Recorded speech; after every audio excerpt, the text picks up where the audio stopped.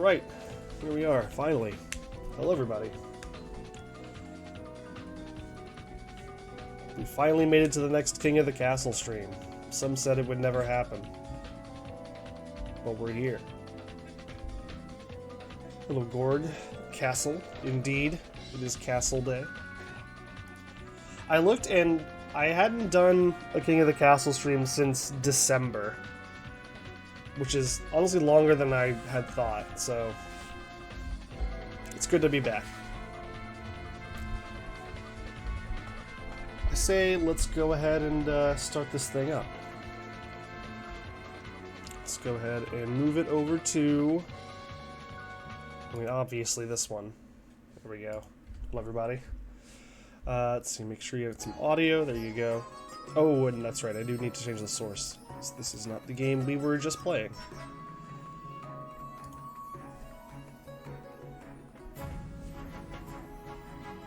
There we go. Perfect. Okay, so it says continue game. I can't remember what happened here. Okay. King Javok.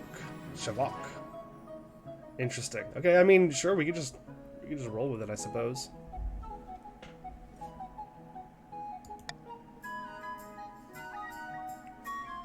It looks like our regions have carried over as well. So we'll just chill out here for a bit while we gather some players. If you're interested in playing, go ahead and type !join in the chat and you'll be sorted into our group here. Hello, Weird Proc. Welcome. Welcome in. Yeah, I'd like to get at least a couple per region, but we'll see how quickly people start joining up. You never know.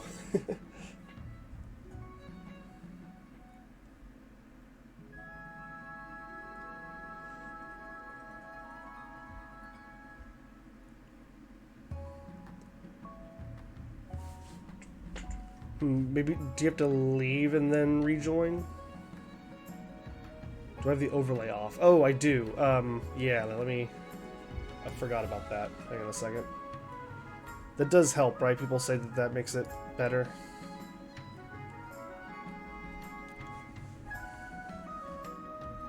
Let's see here... Activate. Okay, the extension is now active. Hello, Caesar. Welcome in.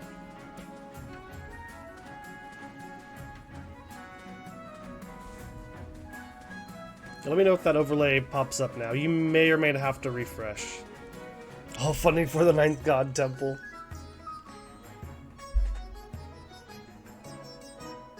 You see it? Nice. Okay, cool. Let's give it another minute or two.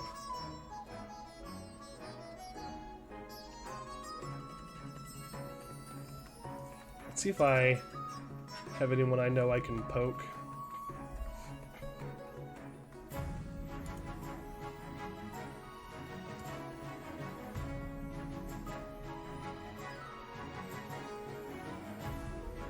See, I can't remember if Gafoob said he was busy today or not.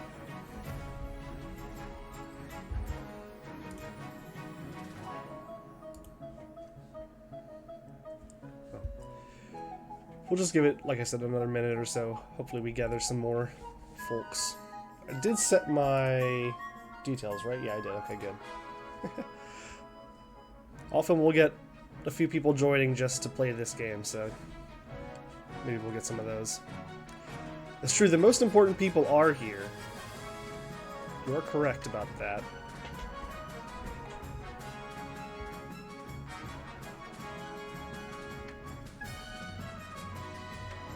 So I don't remember how King Javok came to power. Does anyone remember what happened in the last session, like 5 months ago?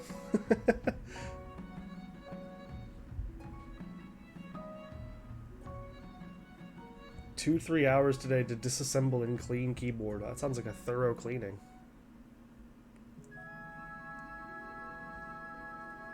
It's probably about time I clean my keyboard, to be honest. It's been a minute.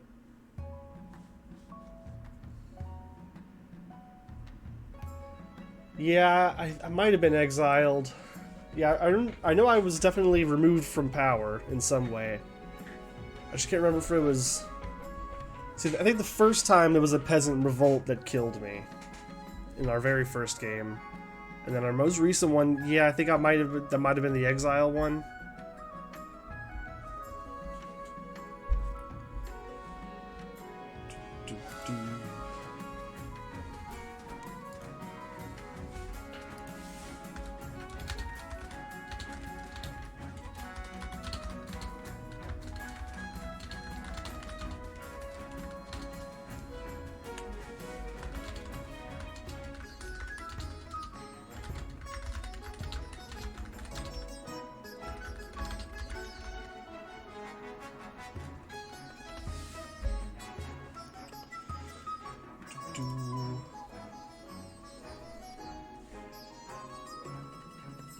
Yeah, I forget how that command works.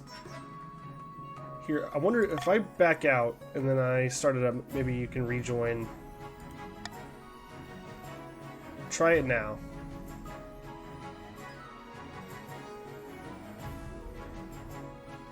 Sorry to make everyone rejoin. I'm just curious if that solves the problem. Okay, yeah, that does it. Didn't work for Gorg. I think you need the specific he/him, it seems. Well, now we've got a problem where we're missing a representative of the Counts of the East entirely. Yeah, I mostly did that for my own curiosity. It does seem like it should give you a way to change it. But whatever. The only thing I saw online said it should work after you join too. Yeah, it seems like it should, right? And it also is weird that it didn't evenly distribute. You want to redo it again? I mean, we may as well, right? Let's just see if we get an even distribution this time and probably just kick it off and see if people join in. Alright, third time's the charm.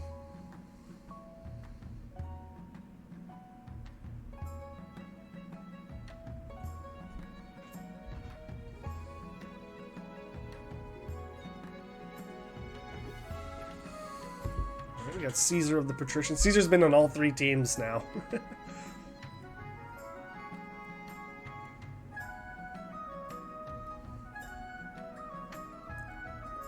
One more join. If we get an actual split here, then we'll get this going. Oh, come on, game. What are we doing? I think you might be able to also choose which thing you want. Like if you type join and then the name, I think.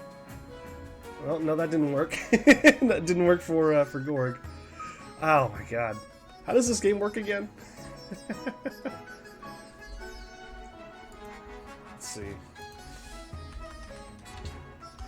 Oh, there we go. That's good enough for me. Welcome in, Statch. Epic.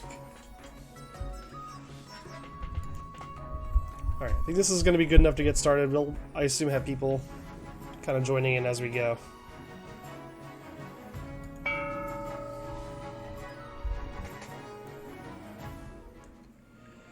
Okay, gosh, it's been a minute.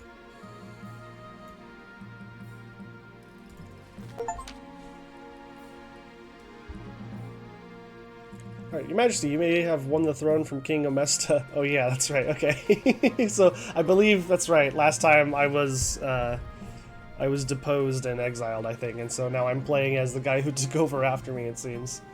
You still answer to the council. As is tradition, they will decide what happens at your coronation. Let's get this over with. We've been through this before. Shall we call the nobles in? Yeah, let's get to it. Let's see, do I care?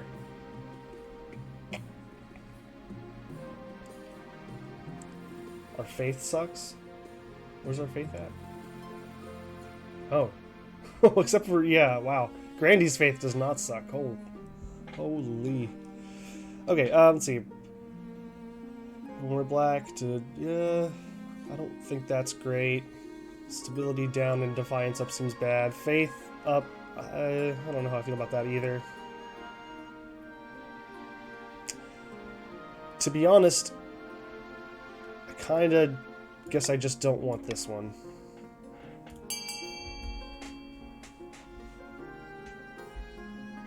Do what you will.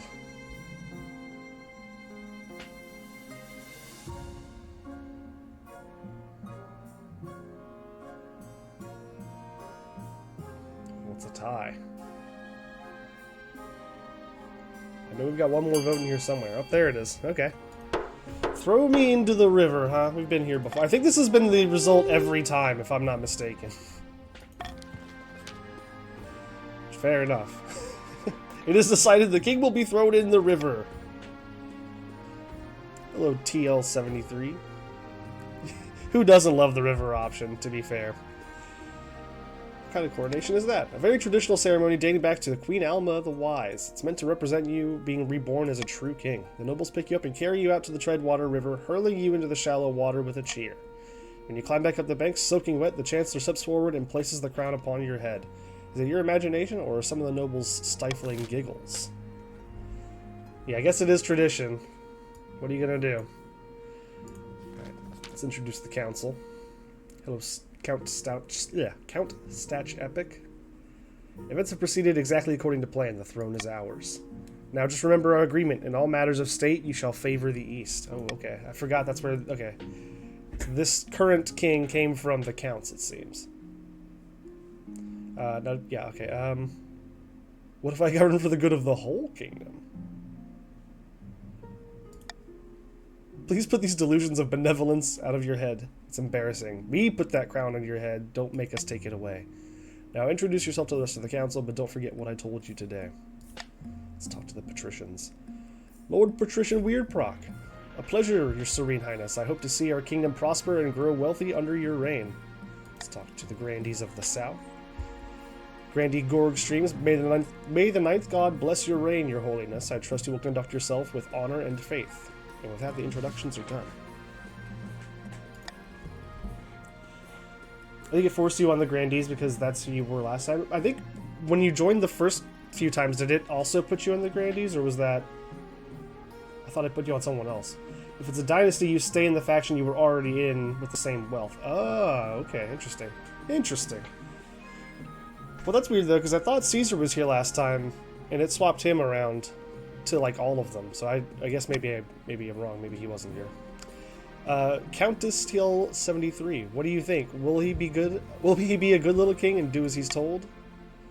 Too early to tell, but I have a bad feeling. We should have a backup plan, just in case. You don't think you were playing second game? Oh, okay. Oh, okay. You were here for the first one, not the second. That makes sense. Hello, Hinden Cheeseburger. Welcome. The Spy Master. Your Majesty, the history books do not look kindly upon usurpers, unless, of course, they prove themselves worthy of the throne they have stolen. When you die, how do you hope the kingdom will remember you? Let's see here. This is a good question.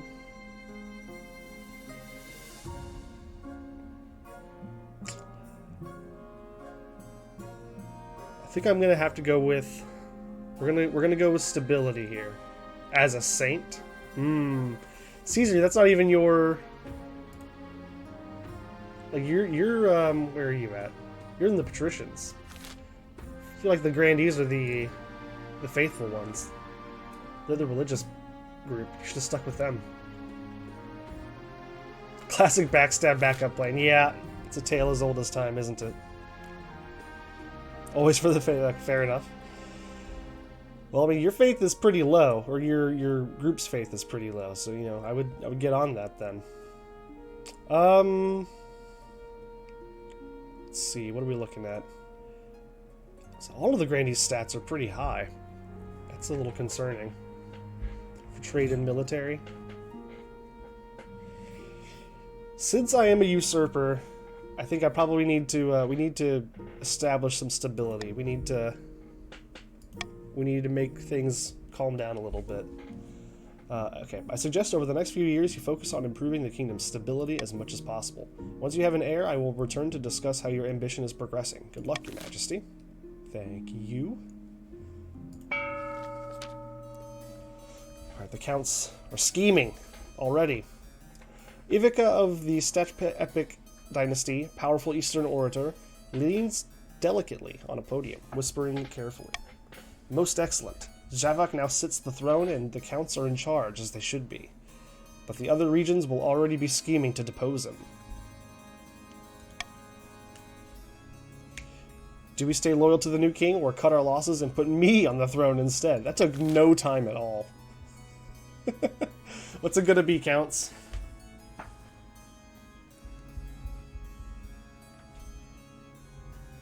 How many counts do we have?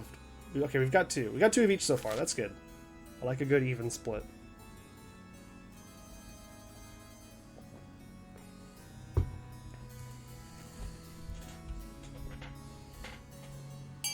Hey, I like this. I like where this is going. The counts, my people. That settles it then. Long live the king. May he bring glory and honor to the east. But we can always change our minds. If Zavik ever gets out of line, we can take up arms and get rid of him the old-fashioned way, even if it's not our usual fare. The Count's goal is to aid the king by countering the other region's schemes as much as they can. They will win the game if the king produces an heir and completes his ambition. So I guess that means we're on the same team then. Like, if one of us wins, we both win. We literally have the same goal. I like this.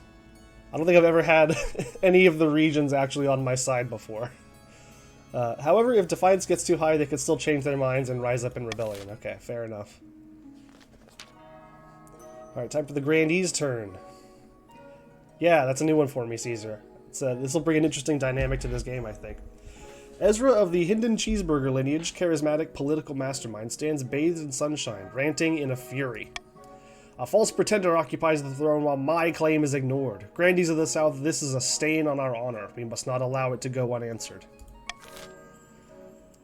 See, you were always on my side. Is that so, Caesar? Is that the truth?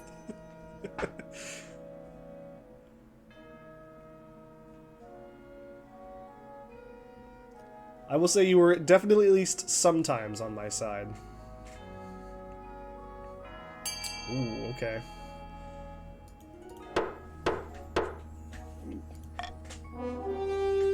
Okay. Grandees are pursuing lower stability. The Grandees plan to persuade the Archbishop to excommunicate the king. First, they must lower royal credibility. To advance their scheme, the Grandees must lower stability to 4 or less in 2 seasons. Unfaithful Count's king is gonna get booted? Nah. No, sir.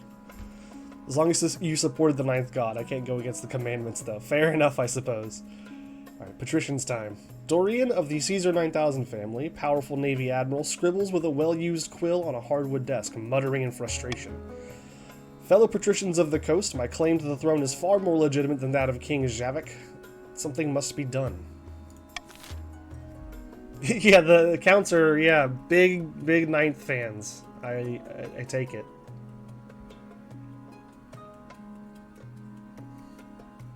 I will say, Caesar has been, from game to game, regardless of his actual regional loyalty, has always remained loyal to the 9th god. So, I respect that at least. Lower the treasury? I don't like the sound of that. That means you get less money too.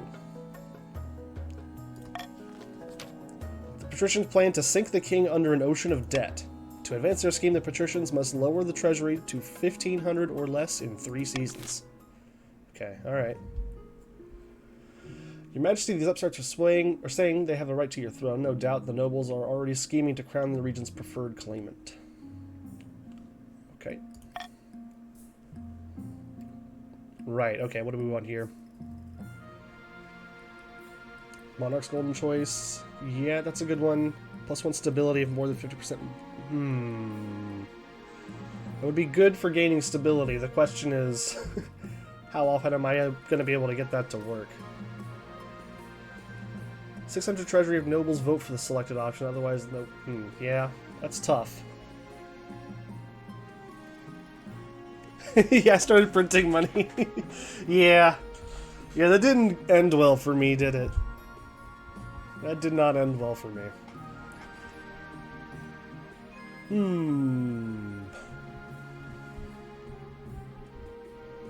I'm thinking... hyperinflation is fun. Yeah, it was pretty exciting for a minute. I'm gonna go with this one, I think. This will actually give more of an incentive to people to vote the way that I want. Alright, the Honor Guard. One evening, you're sitting up in bed reading some paperwork when a filth-encrusted peasant wanders into your bedchamber as bold as brass. "Hello, your Madge. Glad I finally found you. This bloody place is a maze. Mind if I take a seat?" Yes, I do mind. I'll stand then, no problem. Listen, I've got a bloody great idea for you. What if we tied a bunch of birds to a knight? I reckon you could field some... Sorry, a bunch of birds to a knight, okay. I reckon you could field some aerial troops and totally dominate the battlefield. You Madge? I probably should have just called for the guards. Before the peasant can explain further, your marshal bursts into the bedchamber, sword drawn. Your Majesty, I'm sorry I didn't come sooner. I have no idea where the palace watch are. Do you want me to kill this intruder? I want you to hold a vote on his proposal. Do we want to hold a vote on the tying birds to soldiers? The man is a genius.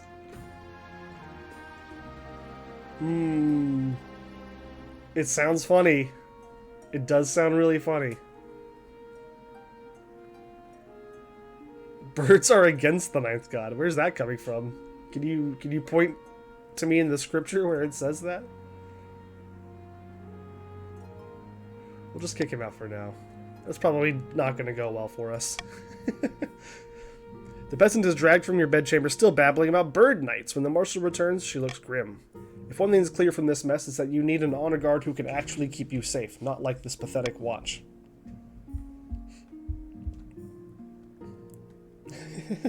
Wanted to waste some money on birds. That's what I was thinking too. It's like it's probably gonna require a lot of like money or something to get this to happen, and it's not gonna work, and it's gonna be a disaster. Maybe I should just not. Think carefully, Your Majesty. These guards' loyalties will be divided between you and their region. Of course, you could just hire foreign mercenaries. They'd be loyal to coin above all. The king knows better than anyone that our knights will keep him safe from danger and from improper grammar.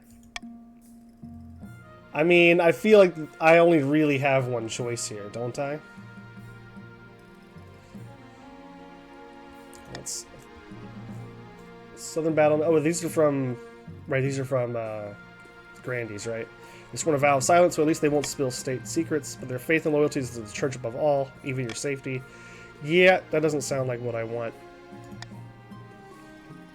The Order of the Drowned Rose are highly respectable. They'll understand palace etiquette, but it's been years since they fought in actual battle.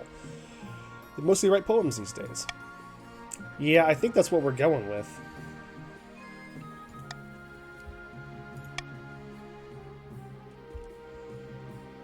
It was the Eastern Knights, right? Yes. Yes. I will make the arrangements at once. The knights arrive a few weeks later. They are all extremely pale and extremely polite. The commander introduces herself with a florid bow, before reading out a poem she's written for the occasion. Yeah, more counts are the way to go, I think. For no particular reason, just, you know, feel more comfortable with more counts in the palace. Your Majesty, a monster has been stalking my farms at night, smashing down the doors of cottages and feasting on the peasants inside. That's terrible. Sounds ghastly. Only a few have seen the beast and lived to tell the tale. The survivors tell a garbled story about gleaming fangs amid a mountain of blood-soaked fur. Hello, Slames James. Welcome in. If you're interested in playing, go ahead and type ! And join. You can vote on things and try to ruin my life. Let's see. Send the Count's army to deal with the abomination. It's a military check. 45, that's not great. It'll sort itself out. Offer substantial bounty on the monster. So that... Defiance is already as low as it can get. And I mean... Well, this is kind of tough.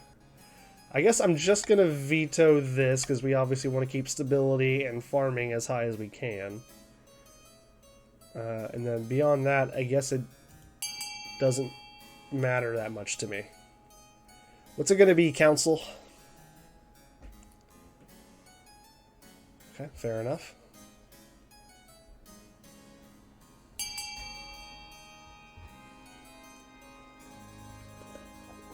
Just be observing, practicing the banjo. Oh, nice, okay. Need to focus on remembering which of the 5 strings to play. Getting pretty good, boy. Well, nice. Enjoy the banjo practice. Banjo time is always good time. Unanimous decision. Yeah, that works for me. The bounty is placed. Hopefully some enterprising monster slayer will claim it soon. Let's hope. Although hopefully it doesn't cost me too much. Right, and then a new trend. The treasurer says, Lord Patrician Weirdproc is here to see you, Your Majesty. He wants to sell you a crab. A what? It's the latest trend along the coast, Your Majesty. The patricians have started keeping a species of jeweled crab as a fashionable pet. I feel like we've got this one before. I feel like I've seen this one. Is this the Krusty Krab? No, this is Patrick. The creatures are so rare that one can now sell for as much as a mansion. Very well, send him in. Thank you for seeing me, Your Majesty, says Lord Patrician Weirdproc. I know the price is steep, but I assure you these crabs will only go up in value. Seeing as you're actively trying to drain my treasury, I really don't know how I feel about this. We never saw this? Are you sure? You may not have seen it, Weirdproc, but I feel like I've seen this story happen before. I don't remember exactly what happened. Oh, I can make them illegal. That'd be interesting. You've seen almost everything in this game? Oh, nice. I think there's still quite a bit that I have not seen. Oh, I'm sure there is. You have seen this, Weirdproc? Okay. I'm going to attempt to make it illegal and see what happens. That seems like that might be a really bad idea. I think that's probably going to drive Defiance up, even though it doesn't say that it will. I feel like it might lead to something that will. We haven't seen winning once. That's true. I got really close last time, I think. Or one of the previous times. I got pretty close. We're just going to turn you away. Crabs, honestly. What is this kingdom coming to? Yeah, I'm just going to play that a little bit safe, I think. Oh, it's auction time! Does anyone need a refresher of how the auction works? Nobles use their personal wealth to bid on buildings. The two highest funded buildings will be built. You can type exclamation mark fund X and Y. X is the character code, A, B, C, D, E, or F. And Y is the amount you want to bid. Are we all ready? Go!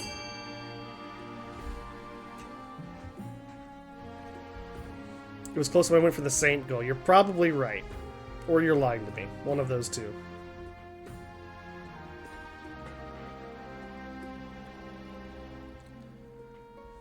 Let's see, what are we looking at here? D and A are winning. We've got a single gold on A, which is funny. Prison brings stability down. Not a fan of that. Are there any stability raising? Yes. Can we get a library going, maybe? Yes, yes! I mean, these will just cancel each other out. If this, ends this way.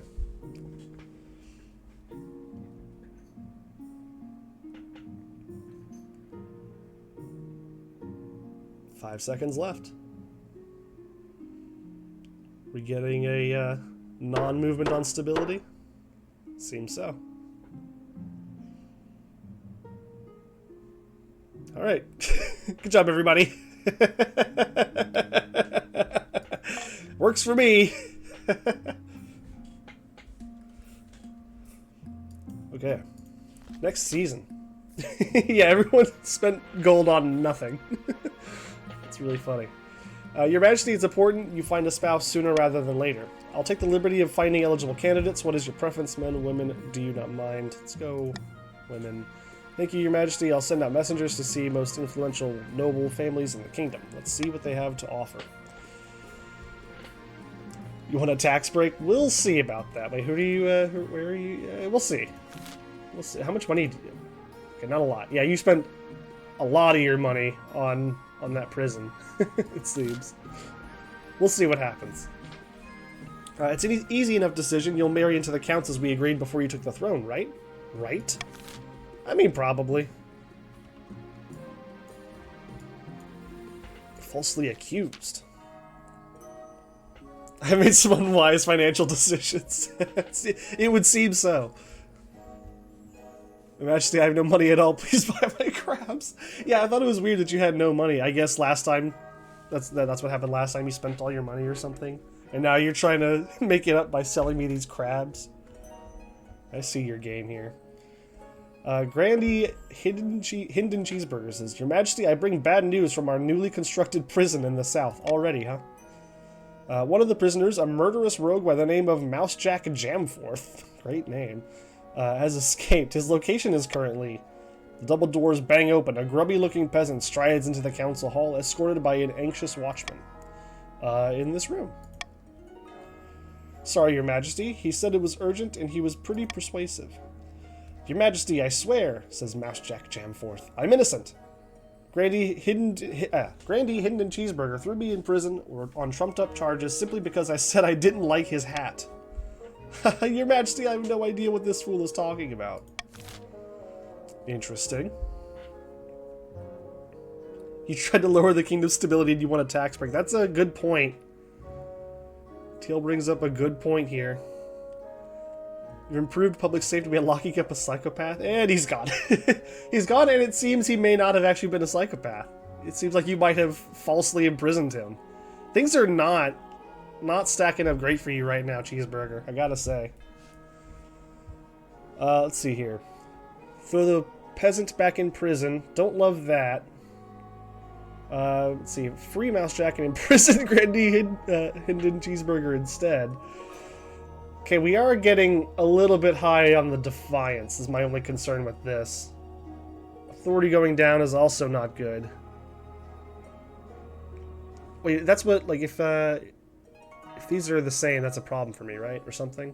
It's been a while since I played. Come on, it's a stinky peasant. Probably shouldn't have made the prison an escape room. Yeah, maybe not the best design plan there. Can't confirm the peasants are stinky. As far as I know, I haven't made being stinky a crime yet. Let's see, so this one brings stability up. Authority going down is a problem for me, though. Authority is already an issue. I'm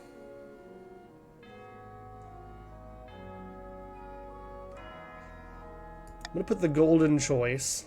So if you vote with this and it wins, you get money. Like, you get money in your pocket to spend on buildings later. Who doesn't want money? I'm gonna do this. Vote for B, everybody. You'll get paid.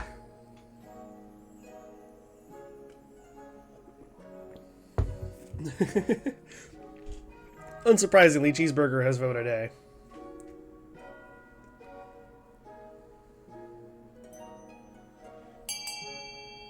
Alright, that's it. Straight to jail, Cheeseburger.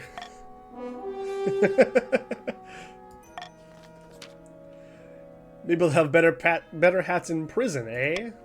Say another bad word about my hat. One more word, Dave, I dare you. It takes 7 watchmen to restrain Grandy Hidden Cheeseburger as he is dragged down to your dungeons. I built this place. Do you know how much is sacrificed? I do now. While the common folk celebrate Mousejack Jamforth's exoneration, it is also taken as a sign that the king's justice is flawed. Thank you for the follow, Hidden Cheeseburger.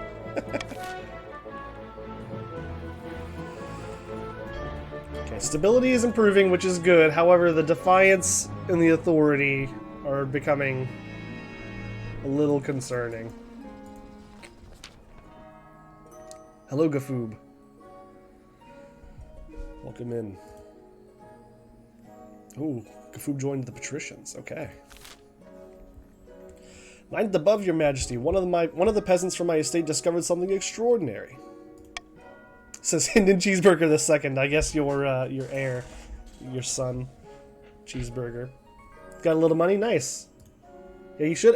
Yeah, as long as you voted, you should have gotten. I think it was 400. Maybe it's 500. Yeah, a little bit of cash for you next time.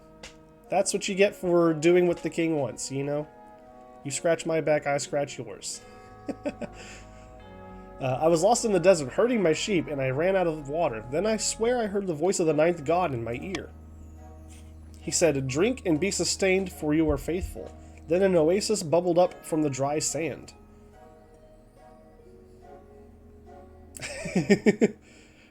This is amazing news. Even better, the water has healing properties. A single sip fixed my sprained ankle. A true miracle in the south. This is marvelous news indeed. We must allow the kingdom's faithful to access these sacred waters. Nay, the whole world! Wait a minute, says Grandy Hinden Cheeseburger II. For free, your holiness? That's a good point. See, do we want to allow the Grandies to charge pilgrims to visit? I mean, I don't want to, lose the stability that I just gained. But I would like the Defiance to go down. Sacred waters must be free to everyone who wants them. So I guess what that means, Yellow Defiance will probably go up. Whose Defiance goes down? Everyone else's, I guess. Trade goes up for people. Faith goes up. Authority down is a problem. Farming up is good. Stability up is good. This is tough. What do I want here?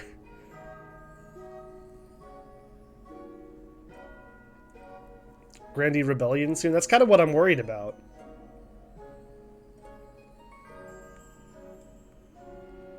I'm gonna veto the second one.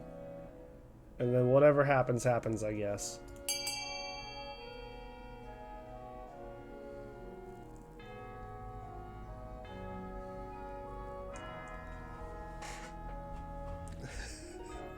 First my father, and then, worst of all, my money! To be fair, your father spent all of your money on a prison that he now occupies. That sounds like it's his fault.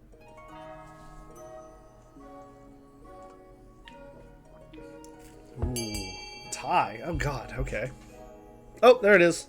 The tie is broken.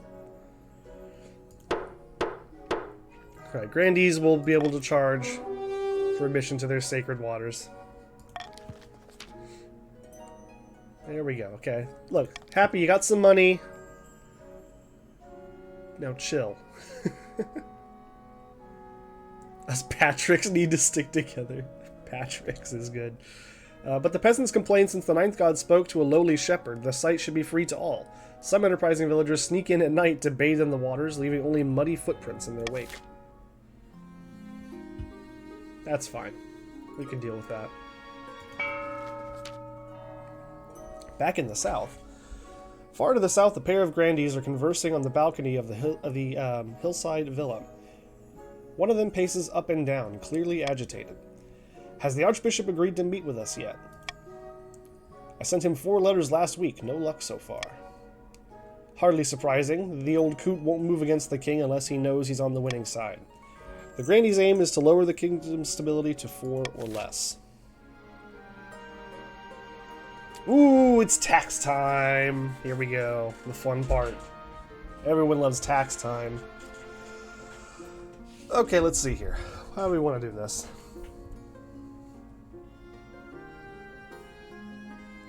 Who are we taxing? So I need to keep the treasury... What is their goal again? How low do they need to get the treasury to? I think it's 1,500. The Grandees receive 500 wealth from the ninth god. You suspect tax fraud. Other nobles gain 200 wealth. Interesting, Grandees. So God just gave you 500 gold, huh? Caesar, what do you think about that? As a ninth god non-Grandee, how does that make you feel?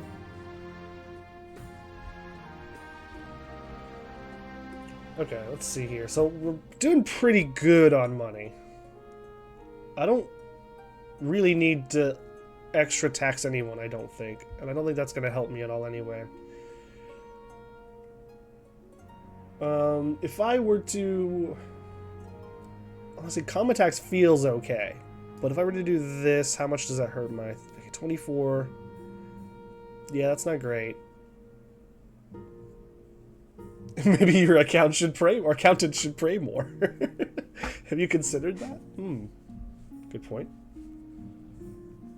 To prison with all grandees. Oh no. Gamble all in. That's not how this works. So the thing is, okay, I would like to get all of the defiance down, but that's gonna bring me dangerously close to too little money. So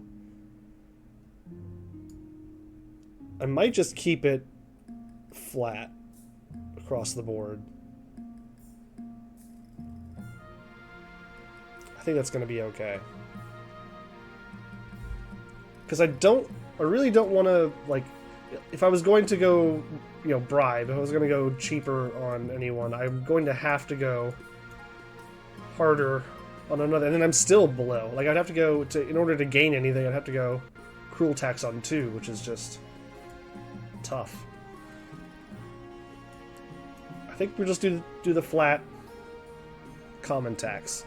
It's fair to everyone. I get more treasury. No defiance for anyone. I think this is good. We'll do this.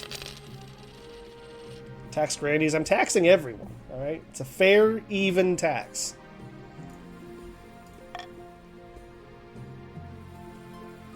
All glory to the ninth god. Indeed. Oh, eligible options. Okay. 50% tax seems a bit unfair to me. See, it's fair in that I'm taxing everyone 50%. So it's it works out because everyone's being charged the same way too much money. Okay. Chancellor, I have found 3 potential matches for you. 1 eligible woman from each of the kingdom's 3 regions. Choose wisely, you'll be securing a powerful alliance. Yes, I know. Potential leads you to the Great Hall where they've arranged 3 portraits on easels. For now, each is covered by a cloth. Alright, let's see. First portrait, Verenica, the eldest daughter of the Eastern TL73 dynasty. I met her at a party once, but all she did was squeak out a hello and run off. Seemed nice enough. Fair and tax is an oxymoron. Well, you do what you gotta do when you run the kingdom, I guess. Spends most of her time indoors, poring over musty tomes. She went missing a while ago, but it turned out she'd accidentally locked herself in her cellar. Survived on wine for a week. She's an intriguing candidate. From the coast we have Herona, the wealthy heiress to Lord Patrician Gafoob II's estate. She wasn't originally the heiress, but her elder sister had an unfortunate accident. Oh, that's right, I forgot. Something happened to Gafoob. Gafoob, do you remember what happened to your original person? He died or got imprisoned or something. I think it might have been the same hat bit. I think it might have been the same thing. Where, like, you falsely accused someone of, like, murdering... Or you got backstabbed? Yeah, maybe. I can't remember now. We played a few games, and those were all a long time ago, so... Who knows? From the coast, oh yeah, I already read that. Had an unfortunate accident. Her interests are typical of the coast: money, money, money, and making more of it. The common folk call her a skinflint, though, and worse things. Could be worse, but could be a lot better. And finally, from the south, Seraphina, the eldest daughter of the Gorgstream's lineage. She's reputed to have an ego the size of the sun. There's nothing wrong with confidence, right? Like many in this house, she claims to put her faith in the ninth god above all worldly concerns, and she's got grand plans by all accounts. She wants to change the world. Don't like the look of her. Only one choice, obviously. What do you think? Of course, by picking a candidate, you'll anger the other regions, but you'll gain a lifelong alliance. I hate when that happens. It really hurts, but the blood sacrifice of the 7th brought me back. Bald lady, of course. No, that's not even from your region, Caesar. I guess, but she's religious, so that tracks. We're going with the Eastern candidate, of course. Oh, I chose the wrong thing. I made my decision. Verenica of the East. We love a bald queen. Well, too bad. Monster Slayer. Your Majesty, you offered a bounty on the monster in the east. I could have collected it by now, but I wanted to speak to you first. Why?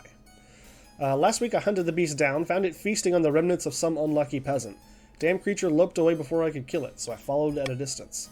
The beast made its way back to a grand keep. Before my very eyes, I witnessed this bloodthirsty beast transform back into Count Statch Epic. Why should I believe you? I have no reason to lie. It's some kind of skin shedder, no doubt. A nightmare beast that lives in Count Statch Epic's skin and comes out at night. What do you have to say for yourself? He will have no memory of his crimes, I'm sure. What should I do? Removing the head would be a good start. I could do the deed for a small fee. Oh boy. Okay, hang on. let's slow down for a second. Okay. No, this matter should be put to a vote. I'll send the team of Inquisitors to investigate these claims. Huh. You were lurking, assumed everything is fine and nothing bad happened. Well, one of the Count Statch Epic may or may not be a werewolf-type monster. We're trying to decide how we want to approach that. I'm definitely not just going to outright kill him. I'm debating between putting this to a vote and sending the Inquisitors.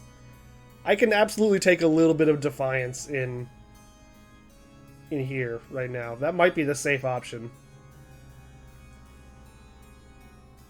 Little lycanthropy never hurt your body. The man himself is asking for inquisitions, okay? Very well, Your Majesty, whatever you say. I am honored by your trust, Your Highness. A team of Inquisitors are dispatched to investigate the claim that Count Statch Epic sometimes turns into a monster. Hopefully they'll return intact. The Counts, of course, register their disapproval that the Church is meddling in their private affairs. They wanted the matter dealt with, but not like this. If you know you're a werewolf, it makes you a werewolf. Hahaha. See what you did there. Oh, I got bad news for you, Weird Proc. This is looking bad. The Treasurer. Bad news, Your Majesty. A new reef has been discovered which is overflowing with millions of jeweled crabs. Crab prices are crashing catastrophically. What? The entire kingdom will suffer financially, Your Majesty, with the exception of a few patricians. Curiously, Lord Patrician Weirdproc, the very same patrician who first began the crab craze, recently sold all his crabs at a huge profit, just days before the crash. Oh, I was wrong. Seems actually very good news for you, Weirdproc. No, my crustacean jewel cube. Hey, Badger, at the con. Oh, nice. Enjoy the con. No werewolves here. That's good. Keep an eye out. We might need to send the Inquisitors. Enjoy the con. Thanks for checking in. Yeah, Weirdproc pulled that off expertly. He couldn't quite get me in on the pump and dump, but he still executed the pump and dump masterfully. Well done, sir. The classic crab rug pull, indeed. Something must be done. You summon your council to discuss the crab price crisis. That's a great sentence. Many assembled nobles have invested heavily in the crab market and they are casting furious glances at the patricians' benches. Let's see. We can bail out failed businesses along the coast. Oh, 2,000 gone from the treasury? That just immediately gives the patricians their goal. I don't like that at all. Let the coast suffer the full consequences of the crisis. Oh, that's bad too. Defiance going up and stability going down is really not what I want. Arrest Lord Patrician Weirdproc and confiscate his ill-gotten gold. Now this sounds interesting. This option I am interested in. I see revenge as an option. I've gambled my money again. Naturally, I should get a bailout.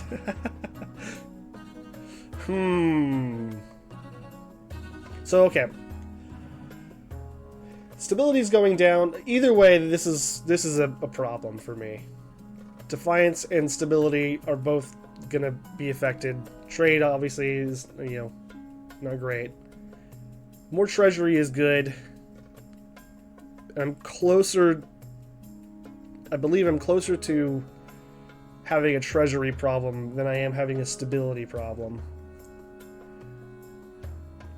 You started with no money, give you a break.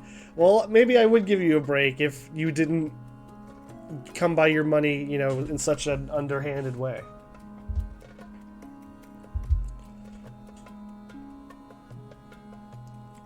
Weird proc. What if I gave you an option here? Where, well, actually, it may not help you that much. I was gonna say I could put the Monarch's Golden Choice on the arrest weird proc option. That way, yeah, you're losing money, but I'll at least give some of it back to you. I guess back to your heir. You mean the escape room? Right. The prison does have lots of space. Okay, shoot. I guess... Oh, this sucks. Okay, I guess the only thing that I really don't want to happen is this. But hey, guys, if you want to vote to arrest Weird Proc for his crimes, I mean, hey. You know? Do what you gotta do.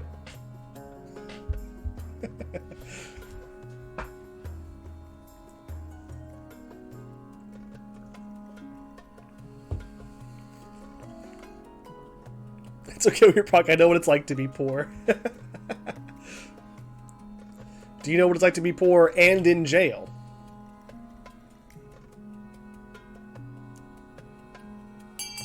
He still voted to arrest him. Excellent. Nope, that's it. End of the vote. Stop the count.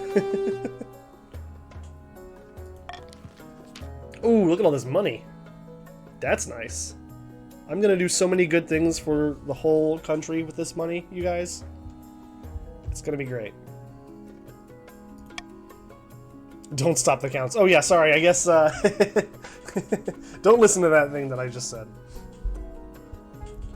It's okay, Weird Proc, I know what jail is like. I guess that's true. You really know what it's like, because you built it. Outraged patricians protest that your actions are illegal and make a mockery of the law. Don't they know you're the king? That's what I'm saying. I am the king. Starting a conspiracy. In a dingy seaside tavern, two patricians of the coast meet to plot their latest scheme. Terrible news, the kingdom prospers. The treasury's practically overflowing. You should build a secret tunnel. Maybe a little bit late for that addition of to the prison. I didn't expect the new king to be competent. Nobody did. We must work harder to bankrupt him. The patrician's aim is to lower the treasury to 1,500 or less. Yeah, not doing so good on the patrician side so far. Okay. Do I want to swap this?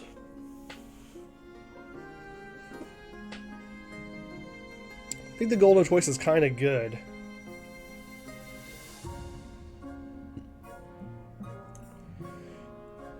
One stability of more than 50% of nobles vote for an option.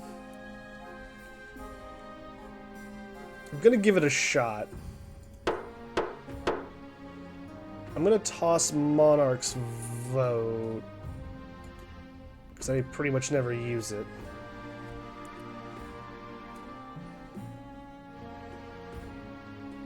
Yeah, let's do that. Defiance is too high, and one or more regions is considering rebellion. I mean, maybe don't, though. Maybe just don't.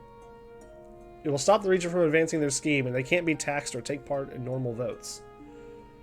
I would ask you to consider not doing that. Perhaps. Look, I'll make it. I'll find a way to make it better for you guys. Just chill out for a moment. Okay, royal wedding. Your wedding to Veronica is naturally the talk of the kingdom. Nobles and peasants alike travel from across the realm to attend. For a week and a day, the capital is one giant party. It feels like you're the only one not taking part. Instead, you're getting ready for the ceremony. Soon enough, you're standing in St. Bertrand's Cathedral with Veronica at your side. Do you take this woman as your lawfully wedded wife? I do. Then I pronounce you king and wife. After the wedding, of course, there's a feast, and after the feast, a dance. Your new wife, Veronica, turns bright red every time a toast is called in her honor. By the time you find yourself alone with Veronica, it's past midnight, and you've never felt more tired. Hello. Hope you had as good time as I did. You too. You both lapse into strained silence. Veronica gulps back her wine. So tell me about yourself. Not much to tell, really. I like to read. Sorry, I know that's boring. She lapses into silence again. All attempts to get her to talk more prove fruitless. And eventually she makes her excuses and heads toward her spare bedchamber. Yeah, no more rebelling. We're done with the rebelling. We've got the defiance down. It's all good. The Wandering Bard. Your Majesty, a traveling bard. She says she has come to compose a song for you. Not just any bard, Your Highness. Oh, it's Sally Six Fingers. The best in all the land, they call her. Okay. A song, you say? About me? Why, of course. In fact, I have the tune and verse all but ready. I have saved my best work for you, my king. This is going to be great. All it requires is a subject. What should I tell the masses of you? What would you like to inspire? Teach them to love me. I will do so, Your Highness, absolutely. Give me but a few weeks, and everyone within the Crownlands will know of your benevolence. Pray, I need but only a small payment of 500 gold for the time, a discounted rate for one as esteemed as yourself. Pay you? Don't be silly, I am the king. Oh my god, that's crazy. I'm not paying quadruple. I do want the better chance, and I'm fairly okay on money right now. Rebellion is canceled. The wedding was too good. Sorry, guys. Had too nice a time at the wedding. We're just gonna take it easy. Well, let's do it. We can afford it. She hurries out of the throne room to do your bidding. Unfortunately, come on! Sally's a better salesperson than a songwriter. She composes the song, yes, but it fails to capture the hearts of your people. Really? That is disappointing. You have her perform it for you, but it's abysmal. Nothing rhymes, there's no rhythm, and she doesn't even pronounce your name correctly. Well, that was the worst 1,000 gold I've ever spent. Quads needs to be more than 75. I agree. The fact that it goes from 70 to 75 is not nearly enough of a improvement. I'll pay you quadruple. Yeah, for a 5% increase in chance. That's just not worth it unless you've got tons and tons of money. Which I don't. Okay, cool. The Inquisitors return. Oh, let's see what happened. Your Majesty, I have received word back from the Inquisitors who sent east to investigate the claims about Count Statch-Epic and his nocturnal activities. And? We placed Count Statch-Epic in heavy iron chains and waited until nightfall. He transformed into a vicious monster, black fur, claws like scythes. It broke free and killed a dozen Inquisitors before we subdued it. Oh no. It is clear that Count Statch-Epic was a devil worshipper, cursed by the ninth god for his sins. We request permission to burn him alive in the town square. It's a strong case. I gotta say. Unless you printed money. Now there's an idea that I won't repeat again. Don't think that's a sign of guilt. I don't know. That's a tough one. Burn, burn, burn. That's your answer to everything. The counts won't like that. I should hold a vote or do it. Let's hold a vote. Do it. The ninth god is watching, Your Highness. Do not think you can defy his will. You know, the only will I care about right now is the will of the council. So we can send soldiers to kill him in secret. Okay. I guess that would be okay. Throw Count Statch-Epic into the dungeons. Is that going to hold him? Stability goes down there. I don't like that. Order the Count to keep control of his condition. Hey, stop doing that. Stop turning into a werewolf. Don't do that anymore. I'm a fire starter. Twisted fire starter.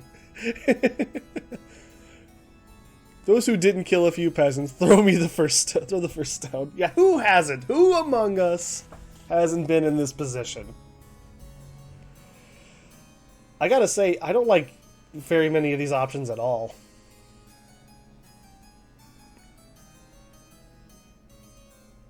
I guess there's only one that I kind of like.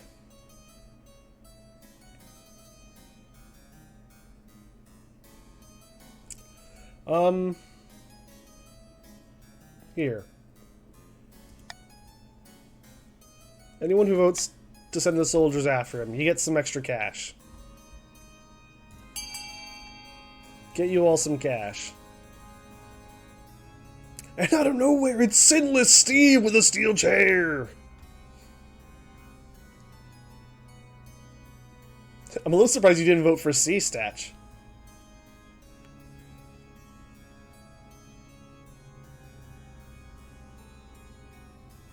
You guys don't want money, huh? You guys hate money, is what I'm seeing? Interesting picks here. Bunch of money haters. Interesting. Fine. To the dungeon with you! Yeah, we have the dungeon. We gotta use it. We spent all this money on it. When your soldiers arrived to arrest Count Statch Epic, they were attacked by the enormous beast. Yep. Not surprising. It slays dozens of knights. Once finally wounded beyond hope of recovery, it turns back into human shape. Count Statch Epic lies on the floor, frail and soaked in blood. Please release me of my curse. Count Statch Epic is chained up in the dungeons beneath your palace. For months, your dreams are haunted by his howling. Unfortunately, rumor spreads in the east that the king refused to punish the monster that devastated so many of the peasant families. Yeah, I mean, oh well. What are you gonna do? All right, let's see what happens with the schemes here. We cannot kill a royal because of a little condition. Oh, the crab trial. Alright, let's see what happens with the crab trial. We have to know. I'm on the edge of my seat for this one. After months of delay, Lord Patrician Weirdproc is finally due to stand trial for his crab-related market manipulation. Oh boy, Weirdproc. Get ready. You stand accused of perpetrating fraud and tricking hundreds into buying expensive crabs. How do you plead? I am guilty only of making money, so I broke a few laws along the way. Is that a crime? I think that's a confession. I think I think the case is over now. Yes, obviously, I pronounce you guilty as charged, and your fate will be decided by the king. Yeah?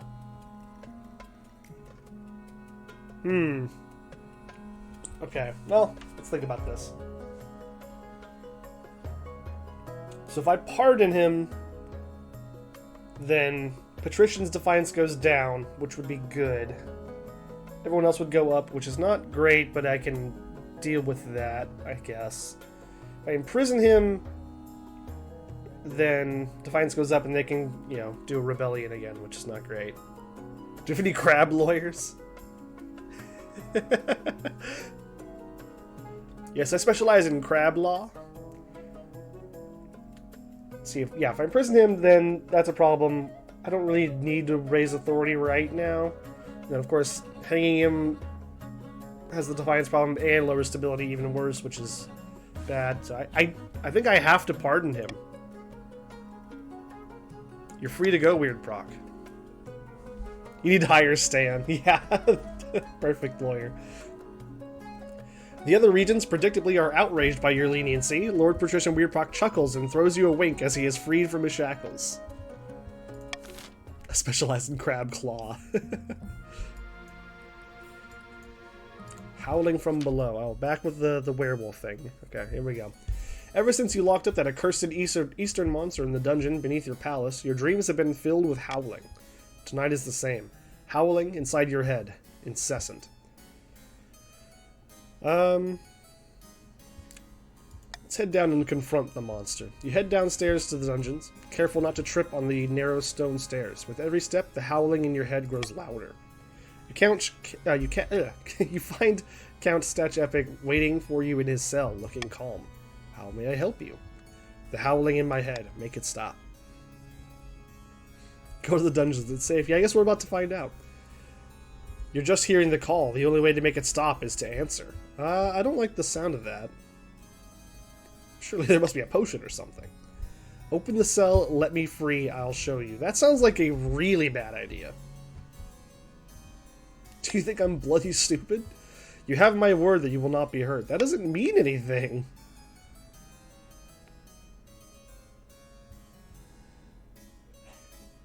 Nah. We're not doing this. Your nights are disrupted for weeks to come. In your sleep-deprived state, you snap at your advisors and mumble through your speeches like a zombie. Nobles and peasants alike whisper that you're looking extraordinarily tired these days, but at least Count Statch Epic stays locked up for good.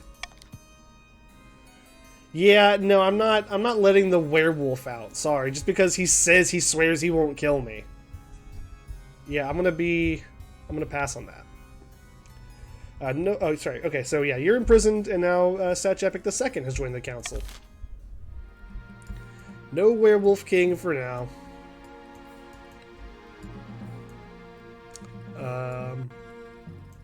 Oh, terrible curse. I'm sure it's not that bad. Grandy Gorgstreams rushes into the council chamber, breathless and in disarray. By the blood of the dead, you look like you haven't slept for weeks, says Countess TL73. That's because I've been placed under a curse. Look, my hair's falling out in chunks. Perhaps you're ill, or old. It was one of my peasants. I saw it in her eyes. She's an evil witch. Have the so-called witch tested. Okay, 90% faith. I mean, that's pretty good. It's a pretty good chance of success there. Send scholars to the southern islands to find an explanation. It's a stability check, which is not looking awesome right now. Have the accursed Cork streams sent to the east to relax. Yeah, how do you feel about a vacation, Gorg? Weight's the same as the duck, probably. That's what I'm afraid of.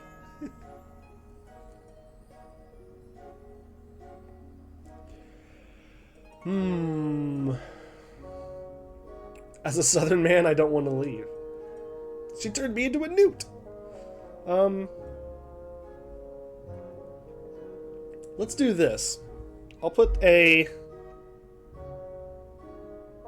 I'm going to put a call for unity on the faith check. Oh. I misunderstood. Okay. Vote for any one option. Everyone vote for the faith check, please. If you want more stability, I need faith. Let's do the faith, okay, everybody? So let's be on the same team for once. Counts at least. Help me out here.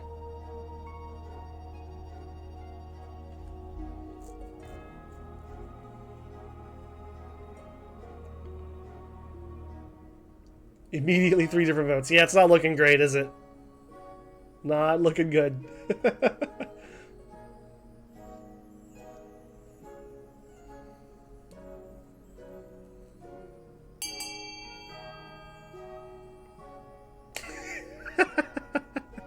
Okay, well that failed. At least I got the result that I wanted.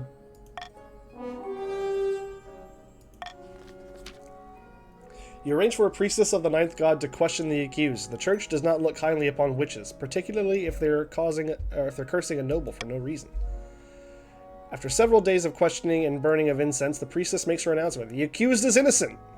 Hey. Things settle down, and Gorgstreams eventually admits that some new pomade may have been to blame for his hair troubles. Yeah, alright, calm down, everybody. It's fine. It's all good. Okay, so I think it's, what, tax time now? No, it's auction time. Okay, okay, here's the thing. We've got an ad break that's going to come in just a couple of minutes. What I'm going to do is take a very short break to play that, just so that we don't have it interrupting the game. And then, as soon as that's over, we'll do the auction. Sound good? Good. Alright. Throw it to the BRB for now. Here's some tunes for you.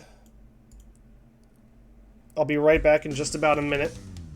Oh, nice. Perfect. Perfect music for this.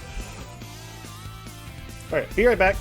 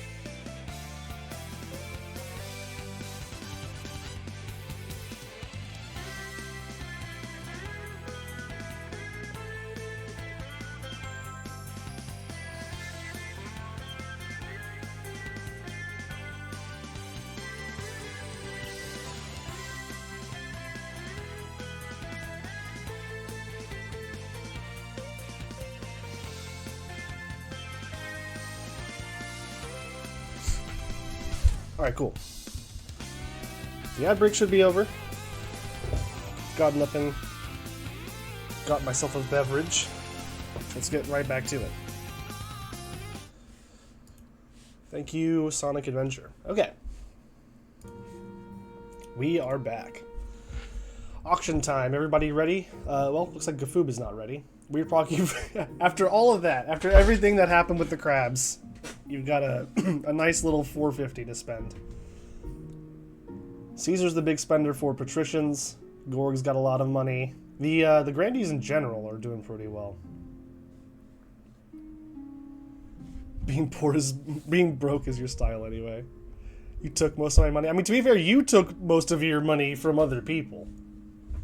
Okay. Here comes the auction. 3, 2, 1. Auction away.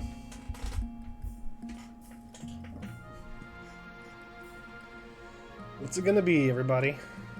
We've got another prison being built, because of course we need that. Honestly, if we balance out the the monument and the prison every time, that's gonna be okay for me.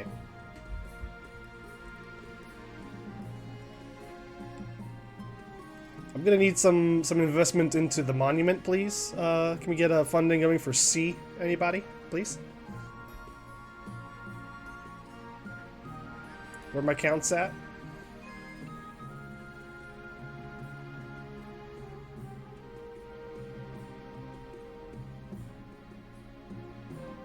Oh, this is not looking good. This is not looking good for me. Why are you trying to lower farming? What's the goal with that? No one has a farming goal. Like, higher or lower. I want them to starve. I just kind of think food should be expensive. Lags? Oh, that sucks. That's unfortunate. Lowering your own farming? Didn't make sense to me either.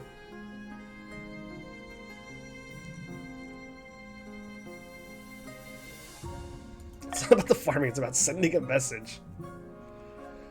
No, so it's, yeah, the two most funded buildings get built, so, yeah. You would have to have spent enough to make something, you would have had to spend more than the cost of the prison, and then something else would also have to be higher than that cost. So it was pretty unlikely to completely replace the prison. That could have been worse, not for me. Not for me.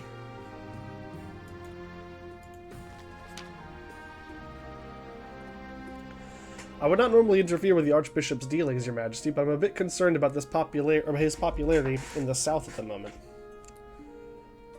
They do love the church over there. At least they get to look at deer. Yeah, there's that.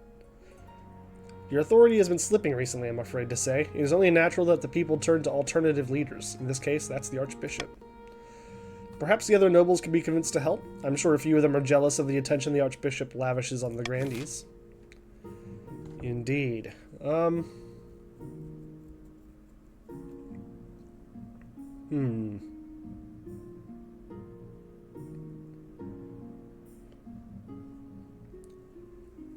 dear.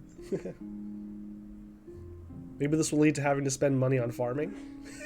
Maybe. I mean, I'm kind of feeling like my obvious choice that I want to choose here is C.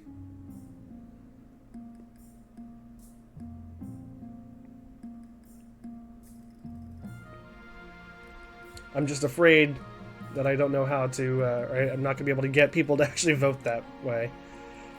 I'd like to put a Monarch's Golden Choice on it. If I put a Monarch's Golden Choice on C, who wants to get paid? Anyone want to get paid to vote the way that I want you to?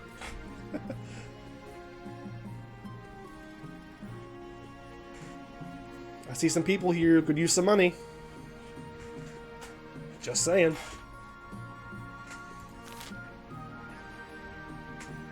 C is right for the Pats, is it? I mean, it's minus 1,500, which is, I mean, it's a lot, but I can absorb that loss. That's not the end of the world for me. And it raises stability, which I really need.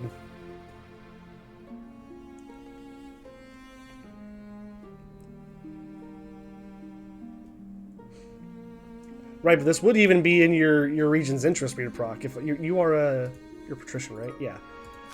So C is really kind of what you want to be voting for anyway.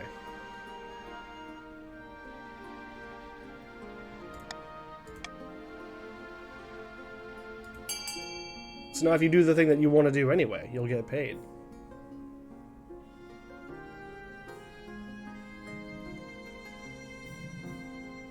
Yes, good.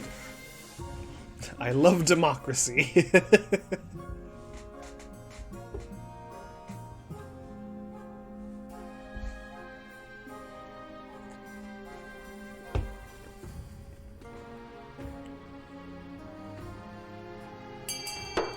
Nearly unanimous. Outvoted anyway, might as well make some money. See, there you go. Now you can build another prison. Okay, this is better. This is a little bit of a better situation for me now. Your generosity is appreciated by both the Archbishop and the Grandees, though it does little to dispel the idea that you're subservient to the Church. That's okay for now. I can deal with that. About my heir. Prison Kingdom. I know, we have so many prisons. We just are, like, our solution to everything is to throw someone in jail. We keep doing it. Your marriage to Veronica has grown stale. You get along well enough, and you've made some good memories together, but there's no spark. She cares more about her stupid books than your happiness. But spark or no spark, you still need an heir. Congratulations are in order. The royal wedding was a magnificent affair, but something's still missing. You need an heir. You need someone young whose loyalty is assured. A child of your own would do the trick, even if they're a bastard, or the youngest, or of your many cousins. No, we'll have a kid together. It's fine. It'll work. The traditional method. No one will object to that. I'll arrange for you to take a month off from ruling so you can, get down to business. I want another deer park.